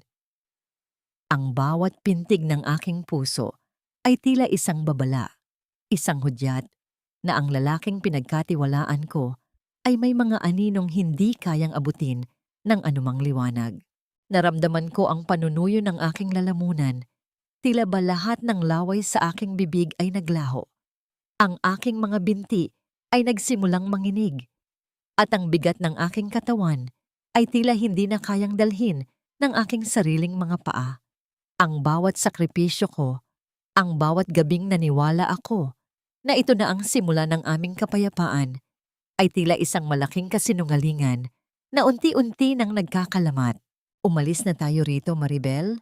Ang boses ni Eduardo ay balik sa pagiging malamig at walang emosyon. Huwag kang makikinig sa mga desperadong kahol ng isang asong malapit ng mamatay. Inakay niya kami palayo. Ngunit habang naglalakad kami sa makintab na sahig ng hallway, narinig ko ang mapait na tawa ni Sofia mula sa likuran. Isang tunog na tila ba isang sumpa na nakasunod sa bawat hakbang ko. Look at you, Maribel.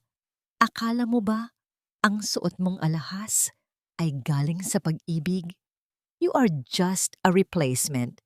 Isang pambayad sala para sa dugo na hindi niya kailanman malilinis.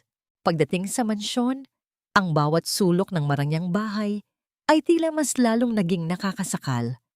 Dinala ni Eduardo si Paulo sa kanyang silid, habang ako ay naiwan sa gitna ng sala, nakatitig sa malaking chandelier na tila ba mga patak ng luha na naging kristal. Ang bawat kislap nito ay tila nanunuya sa aking pagiging mangmang. Maya-maya ay lumabas si Eduardo mula sa silid ni Paulo. Dahan-dahan siyang lumapit sa akin at sa ilalim ng madilim na ilaw, ang kanyang mga mata ay tila puno ng isang paghihirap na matagal na niyang itinatago. Kinuha niya ang aking mga kamay. Ang mga kamay na dati ay kulubot sa sabon, ngunit ngayon ay makinis at balot ng perlas. Maribel, kailangan mong malaman ang totoo bago pa nila ito tuluyang gamitin laban sa atin. Simula niya, ang kanyang tinig ay nanginginig sa isang emosyong hindi ko maipaliwanag. Noong gabi ng aksidente, 10 taon na ang nakalilipas. Hindi lang ako ang nasa sasakyan na yon. Ang ama ni Sofia, si Don Ramon, ay naroon din.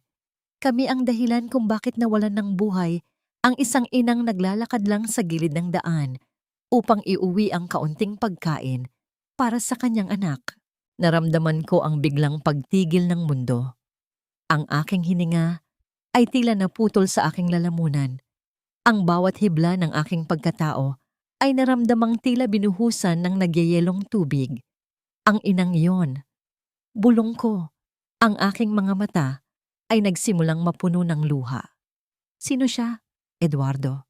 Tumitig siya sa akin ng napakatagal at sa mga matang iyon, nakita ko ang lahat ng katotohanang pilit kong itinatago sa aking sarili. Ang inang iyon ay ang tanging kamag-anak na meron ka noon, Maribel. Ang iyong tiyahin na nagpalaki sa iyo. Siya ang biktima ng aking kapabayaan at ang dahilan kung bakit kita hinanap at kinuha mula sa hirap. Bumitaw ako sa kanyang pagkakahawak.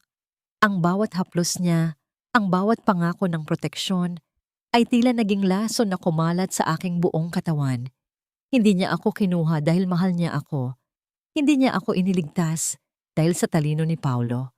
Kinuha niya ako bilang isang paraan upang patahimikin ang kanyang sariling konsensya. Ako ay isang payment para sa buhay na kinuha niya. Kaya ba? Kaya ba ang bawat luha ko ay pinupunasan mo ng pera? Ang boses ko ay halos maging isang pagsigaw ng dalamhati. Dahil ang bawat tingin mo sa akin, nakikita mo ang dugo sa iyong mga kamay. Isang malaking kasinungalingan lang ba ang lahat ng ito, Eduardo? Sa gitna ng aming pagtatalo, isang malakas na tunog ng pagpreno ng sasakyan ang narinig mula sa labas ng mansyon. Ang gate ay marahas na bumukas at ang mga ilaw ng sasakyan ay tumama sa aming bintana. Tila mga mata ng isang halimaw na handang maningil. Ang mga pulis at kasama nila si Don Ramon na may dalang isang ngiting puno ng tagumpay. Eduardo Villafuerte, you are under arrest for the reopening of the hit-and-run case 10 years ago. Ang boses mula sa labas ay umalingaw-ngaw, kasing bagsik ng isang hatol na pinal. Tumingin ako kay Eduardo at sa gitna ng kanyang pagkawasak, nakita ko ang isang lihim na sulyap sa drawer kung saan nakatago ang aking mga dokumento. May isang bagay pa ba siyang hindi sinasabi? At sa gitna ng aking galit at pagtatraidor, handa ko bang hayaang mabulok sa bilangguan ang lalaking pumatay sa aking nakaraan, ngunit nagbigay ng kinabukasan sa aking anak? Ang pader ng mansyon ay tila tuluyan ng gumuho at sa ilalim ng mga guho, isang katotohanan ang nananatiling nakatago. Sino ba ang tunay na may hawak ng manibela noong gabing iyon? Hindi mo ba narinig ang tunog ng kadena, Maribel? Iyan ang tunog ng iyong pagbagsak. Ang bilyonaryong inakala mong tagapagligtas ay isa lamang kriminal na naghahanap ng pambura sa kanyang madungis na budhi. At ngayong wala na siya, handa ka na bang bumalik sa kalsadang pinanggalingan mo?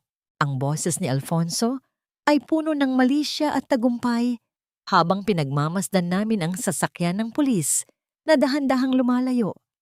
Tangay si Eduardo sa gitna ng kadiliman ng gabi.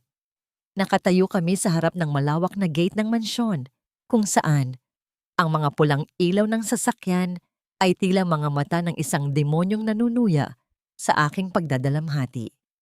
Sa tabi ni Alfonso, si Sofia ay nakakapit sa kanyang braso. Ang kanyang mukha ay balot ng isang mapang-aping ngiti na tila ba nakamit na niya ang rurok ng kanyang kapangyarihan. Naramdaman ko ang bawat hibla ng aking puso na tila binabatak sa dalawang magkaibang direksyon. Ang sakit ng pagtatraidor ni Eduardo ay tila isang laso na dumadaloy sa aking mga ugat. Ngunit ang galit ko kay Alfonso ay mas matindi pa sa apoy ng impyerno. Tumingin ako sa aking mga kamay na nanginginig. Hindi dahil sa takot, kundi dahil sa matinding pagnanais na maningil. Umalis na kayo rito. Ang aking boses ay lumabas na kasing lamig ng hanging umiihip sa paligid. Wala na kayong makukuha sa amin. Tumawa si Sofia. Isang matinis na tunog na tila bumasag sa katahimikan ng gabi. Actually, Maribel dear, we have everything. My father, Don Ramon, is now the temporary conservator of the Villafuerte assets habang iniimbestigahan ang kaso. That means, ang mansyong ito, ang mga alahas mo, at ang perang ginagamit mo ay amin na. So pick up your rags and leave. Ngayon din, nanigas ako sa aking kinatatayuan. Ang kawalang katarungan ay tila isang dambuhalang alon na muling gustong lumunod sa akin. Ngunit sa gitna ng aking pagkagulantang, naalala ko ang huling sulyap ni Eduardo bago siya isakay sa sasakyan. Isang sulyap na nakatuon sa asul na folder na palihim niyang iniwan sa ilalim ng sofa sa sala. Hindi ako kumibo. Hinayaan ko silang pumasok sa mansyon na tila sila ang may-ari. Pinanood ko si Sofia habang hinahaplos ang mga mamahaling vase at si Alfonso habang iniinom ang alak na pag-aari ni Eduardo. Ang bawat kilos nila ay tila isang pako na ibinabaon sa aking pasensya. Ngunit habang sila ay abala sa pagdiriwang ng kanilang panandaliang tagumpay, mabilis kong kinuha ang asul na folder. Ang bawat pahina sa loob ng folder na yon ay tila isang liwanag sa gitna ng madilim na tunnel. Hindi lang ito tungkol sa aksidente. Naroon ang mga dokumento ng pagnanakaw ni Alfonso sa insurance ni Paulo. Naroon ang mga transaksyon ng kumpanya ni Don Ramon na nagpapatunay ng malawakang tax evasion at money laundering. At ang pinakamatindi, isang voice recording ng pag-uusap ni Don Ramon at Alfonso 10 taon na ang nakalilipas. I need you to take the fall, Eduardo. Kapalit nito, ililigtas ko ang kumpanya ng pamilya mo. Kung hindi, sisiguraduhin kong mabubulok ka sa kulungan dahil ako ang may hawak sa mga testigo. Iyon ang boses ni Don Ramon at ang sumunod na boses ay kay Alfonso na nakikipagsabwatan upang itago ang katotohanan na ang tunay na nagmamaneho ng sasakyan noong gabing iyon ay walang iba kundi si Don Ramon mismo. Naramdaman ko ang isang matinding kagalakan na humahalo sa aking galit. Ang injustice engine na nagpahirap sa akin sa loob ng 8 taon ay handa na para sa isang grand reversal. Naglakad ako pabalik sa sala kung saan abala si Sofia sa pag-utos sa mga katulong na ilabas ang aking mga gamit. Ang kanyang mukha ay puno ng kayabangan habang tinitingnan ang aking lumang uniforme na itinapon niya sa sahig. Tapos na ang iyong panunungkulan bilang reyna-reynahan, Maribel. Ani Sofia, ang boses ay puno ng panunuya. Bakit narito ka pa? Are you waiting for a miracle? Inilapag ko ang asul na folder sa ibabaw ng lamesa nang may matinding dahan, ngunit ang tunog nito sa ibabaw ng marmol ay tila isang putok ng baril na nagpatahimik sa kanila. Hindi miracle ang hinihintay ko, Sofia. Ang hinihintay ko ay ang tunog ng inyong pagbagsak. Ang aking boses ay matatag, puno ng awtoridad na hindi ko akalaing meron ako. Alfonso, Don Ramon, alam ko na ang totoo at hindi lang ako ang nakakaalam. Ang bawat dokumento rito ay nasend na sa mga awtoridad at sa media 5 minuto na ang nakalilipas. Nakita ko ang unti-unting pagkawala ng kulay sa mukha ni Alfonso. Ang basong hawak niya ay dahan-dahang nadulas sa kanyang mga daliri at nabasag sa sahig. Ang bawat piraso ng kristal ay tila sumasalamin sa kanyang nagkakapiraso ring kinabukasan. Ang alak ay kumalat sa kanyang sapatos, tila isang mantsa na hindi na niya malilinis. Ano? Anong sinasabi mo? Pautal na tanong ni Alfonso. Ang kanyang boses ay nanginginig na sa takot. Ang insurance money ni Paulo, ang pandaraya ni Don Ramon, at ang katotohanan tungkol sa aksidente. Patuloy ko. Bawat salita ay tila isang latigo. Ngayong gabi, ang inyong sandcastle ay guguho. At ang hiya na ibinigay ninyo sa amin ni Paulo, ibabalik ko yan sa inyo nang may kasamang interes. Sa loob ng ilang minuto, ang mansyon ay binalot ng ingay ng mga sirena. Ngunit sa pagkakataong ito, hindi para kay Eduardo. Ang mga pulis ay pumasok at inaresto si Don Ramon at Alfonso sa harap ng maraming taong nakamasid mula sa labas. Nakita ko ang paghagulgol ni Sofia habang kinukuha ng mga sheriff ang kanyang mga mamahaling alahas bilang bahagi ng asset seizure. Ang bawat hiyas na suot niya ay tila naging mga kadenang nagpapabigat sa kanyang pagkatao. Lumabas ako ng mansyon habang bumubuhos ang malakas na ulan. Sa gitna ng putikan sa labas ng gate, nakita ko si Alfonso na kinakaladkad ng mga pulis. Nadulas siya at napaluhod sa maputik na kalsada. Ang kanyang mamahaling suit ay punong-puno na ng dumi. "Maribel, patawarin mo ako. Please, kausapin mo si Eduardo. Huwag mo kaming pabayaan." Pagsusumamo ni Alfonso, ang kanyang boses ay basag at puno ng desperasyon. Sinubukan niyang abutin ang laylayan ng aking damit. Ang kanyang mga daliri ay nanginginig habang humihingi ng awa sa gitna ng putik. Tumingin ako sa kanya mula sa itaas, hindi nang may galit, kundi nang may matinding habag sa kanyang kaliitan. Ang patawad ay ibinibigay sa mga taong marunong magsisi, Alfonso. Pero ang hustisya, iyan ay ibinibigay sa mga taong naniniwalang hindi kailanman matatalo ng kasinungalingan ang katotohanan. Tinalikuran ko siya sa gitna ng ulan. Ang bawat hakbang ko palayo ay tila isang paglaya mula sa 8 taong pagkakakulong sa anino ng kanyang kalupitan. Ngunit sa kabila ng aking tagumpay, isang tanong ang nananatiling nakabitin sa aking puso. Ano ang mangyayari kay Eduardo? Ngayong napatunayan ng hindi siya ang pumatay sa aking tiyahin, sapat na ba yun para mabura ang sakit ng kanyang pananahimik sa loob ng 10 taon? At sa gitna ng nagbabagang abo ng aming nakaraan, mayroon pa bang puwang para sa isang bagong simula na hindi nabuo sa ilalim ng anino ng pagsisisi? Ang tunog ng kulog ay tila isang sagot na hindi ko pa lubos na maunawaan, habang ang anino ni Alfonso ay unti-unting naglalaho sa likod ng rehas ng sasakyan ng pulis. "Huwag mong gamitin ang pangalan ng anak ko para iligtas ang sarili mo, Alfonso. Dahil sa bawat gabi na umiiyak siya sa gutom at sa bawat araw na itinuring mo siyang basura, kinalimutan mo na ang karapatan mong tawaging ama." Ang boses ko ay hindi nanginginig habang binibitawan ko ang mga salitang ito sa loob ng malamig at madilim na silid ng bisita sa kulungan.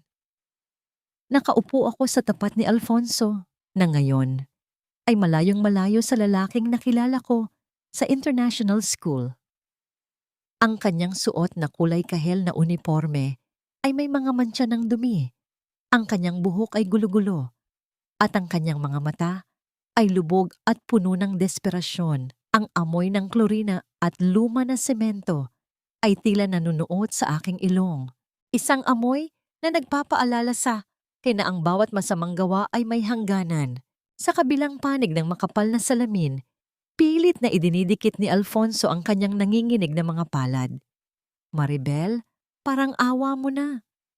Kausapin mo si Eduardo. Iurong ninyo ang kaso. Gagawin ko ang lahat. Ibabalik ko ang pera ni Paulo nang may interes. Huwag ninyo akong hayaang mabulok dito. Para kay Paulo, Maribel. Para sa anak natin." Isang mapait na ngiti ang sumilay sa aking mga labi. Ang bawat salita niya ay tila isang sirang plaka na hindi na kayang makasira ng aking araw. Tumingin ako sa aking mga kamay. Ang mga kamay na dati ay puro sugat sa labada, ngayon ay malinis at matatag. Hindi na ako ang babaeng nadudurog sa bawat sigaw niya.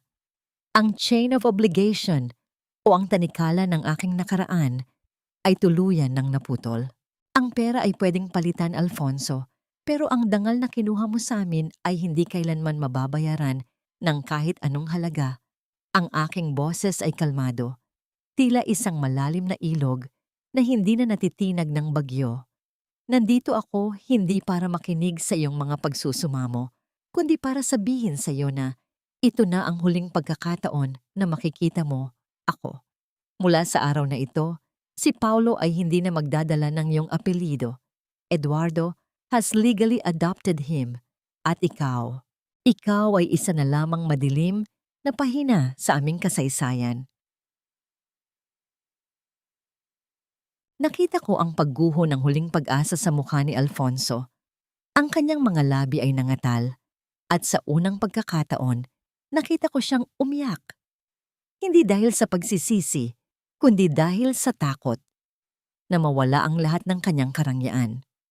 Ang marahas na pagbagsak ng bakal na rehas nang tawagin siya ng gwardiya ay tila isang huling tuldok sa aming kwento. Lumabas ako ng presinto at doon, sa ilalim ng maliwanag na sikat ng araw, ay nakatayo si Eduardo.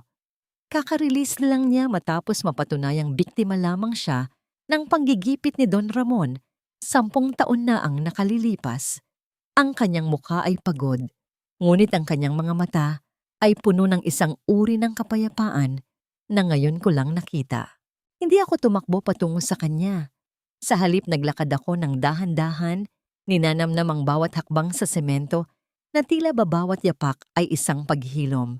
Nang magkatapat kami, ang katahimikan sa pagitan namin ay hindi na nakakasakal. Ito ay isang katahimikang puno ng pag-unawa. "Maribel," bulong ni Eduardo. Ang kanyang boses ay tila isang mainit na hangin na humahaplos sa aking pagod na kaluluwa. "I'm sorry. Para sa lahat ng lihim, para sa lahat ng sakit na idinulot ng aking pananahimik." Kinuha ko ang asul na folder at inabot sa kanya. "Alam ko na ang totoo, Eduardo. At alam ko ring hindi ka perpekto. Pero sa gitna ng lahat ng kasinungalingan, ikaw lang ang nagbigay sa amin ni Paulo ng pagkakataong lumaban. Dahan-dahan kong hinubad ang mamahaling kwintas na ibinigay niya sa akin noong unang gabi ko sa mansyon at inilagay ko ito sa kanyang palad. Ang bawat perlas ay kumikinang sa ilalim ng araw, ngunit para sa akin, ang bigat nito ay hindi na kailangan. Ipinangako mo ang proteksyon at ibinigay mo iyon, sabi ko nang may kasamang banayad ng ngiti. Pero ngayon, gusto kong magsimula muli. Hindi bilang isang contract wife, hindi bilang isang bayad sala. Para sa iyong budhi, gusto kong makilala ang lalaking nasa likod ng lahat ng yaman na ito. Kung may puwang pa para sa isang simpleng labandera sa buhay mo, hahayaan ko ang panahon na sumagot." Nakita ko ang paglambot ng kanyang mga mata.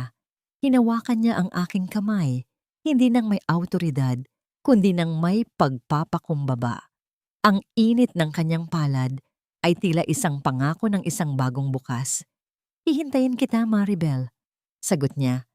"Kahit gaano pa katagal, dahil ang buhay na ito, kahit gaano kagarbo, ay walang saysay kung wala ang kaisa-isang taong nagturo sa akin kung paano muling maging totoo." Habang naglalakad kami palayo sa madilim na gusaling iyon, naramdaman ko ang paghampas ng preskong hangin sa aking mukha.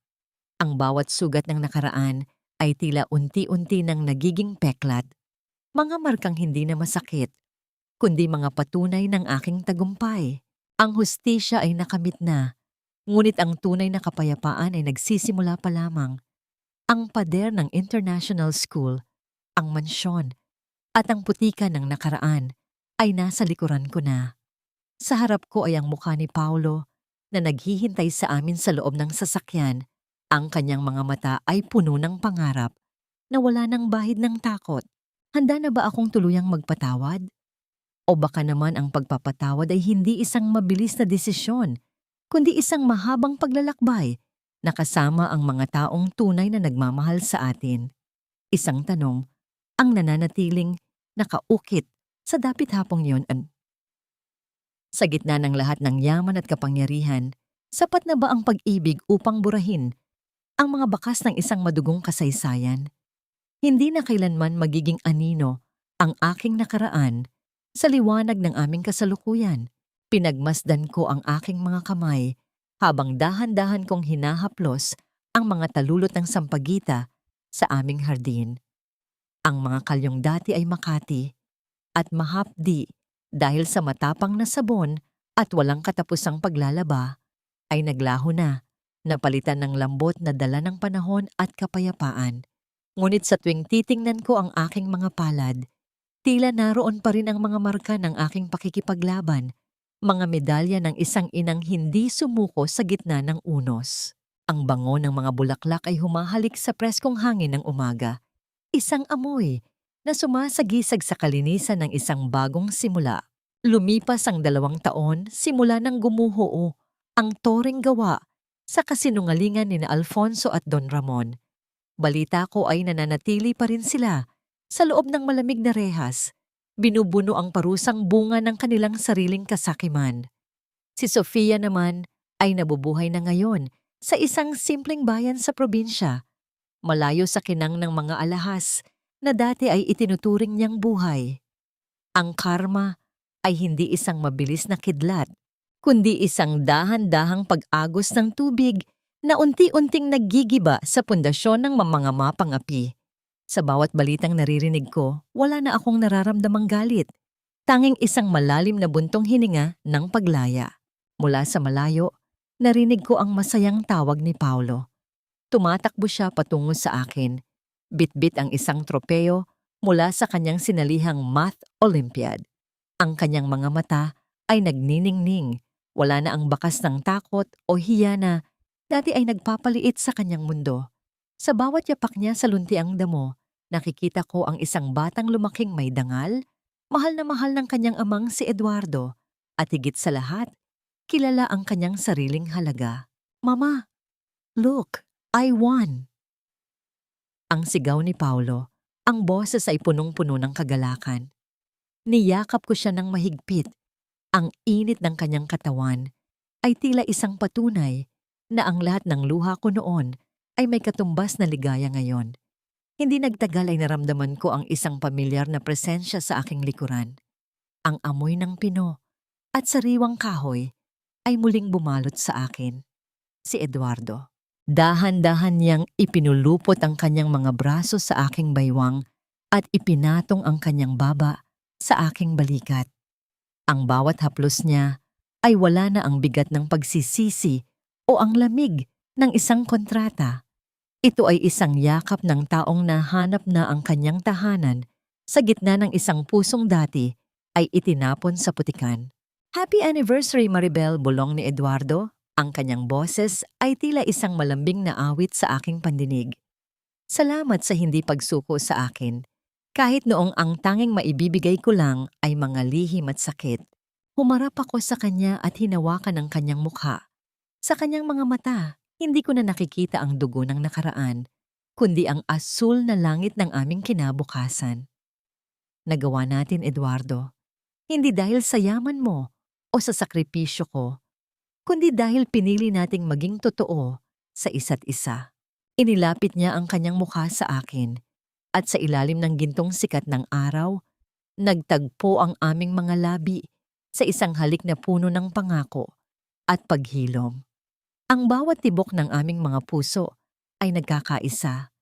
Tila isang orkestra na nagtatapos sa isang napakagandang simponya. Wala ng kontrata, wala ng mga anino, tanging kami na lamang.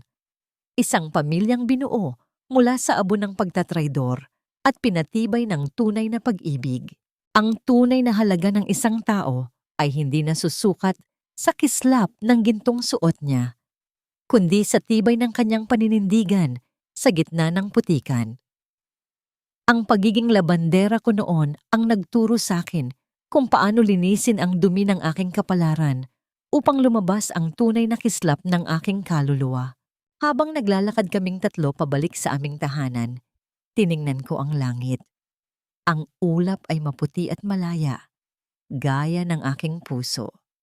Ang kwento ni Maribel, ang inang minsan ay niyurakan ng dangal, ay tapos na sa pagdurusa.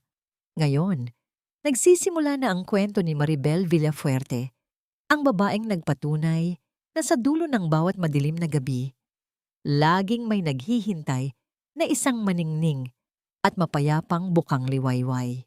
Patawad dahil hindi ko na kailangan ng iyong awa. Salamat dahil nahanap ko na ang aking ligaya.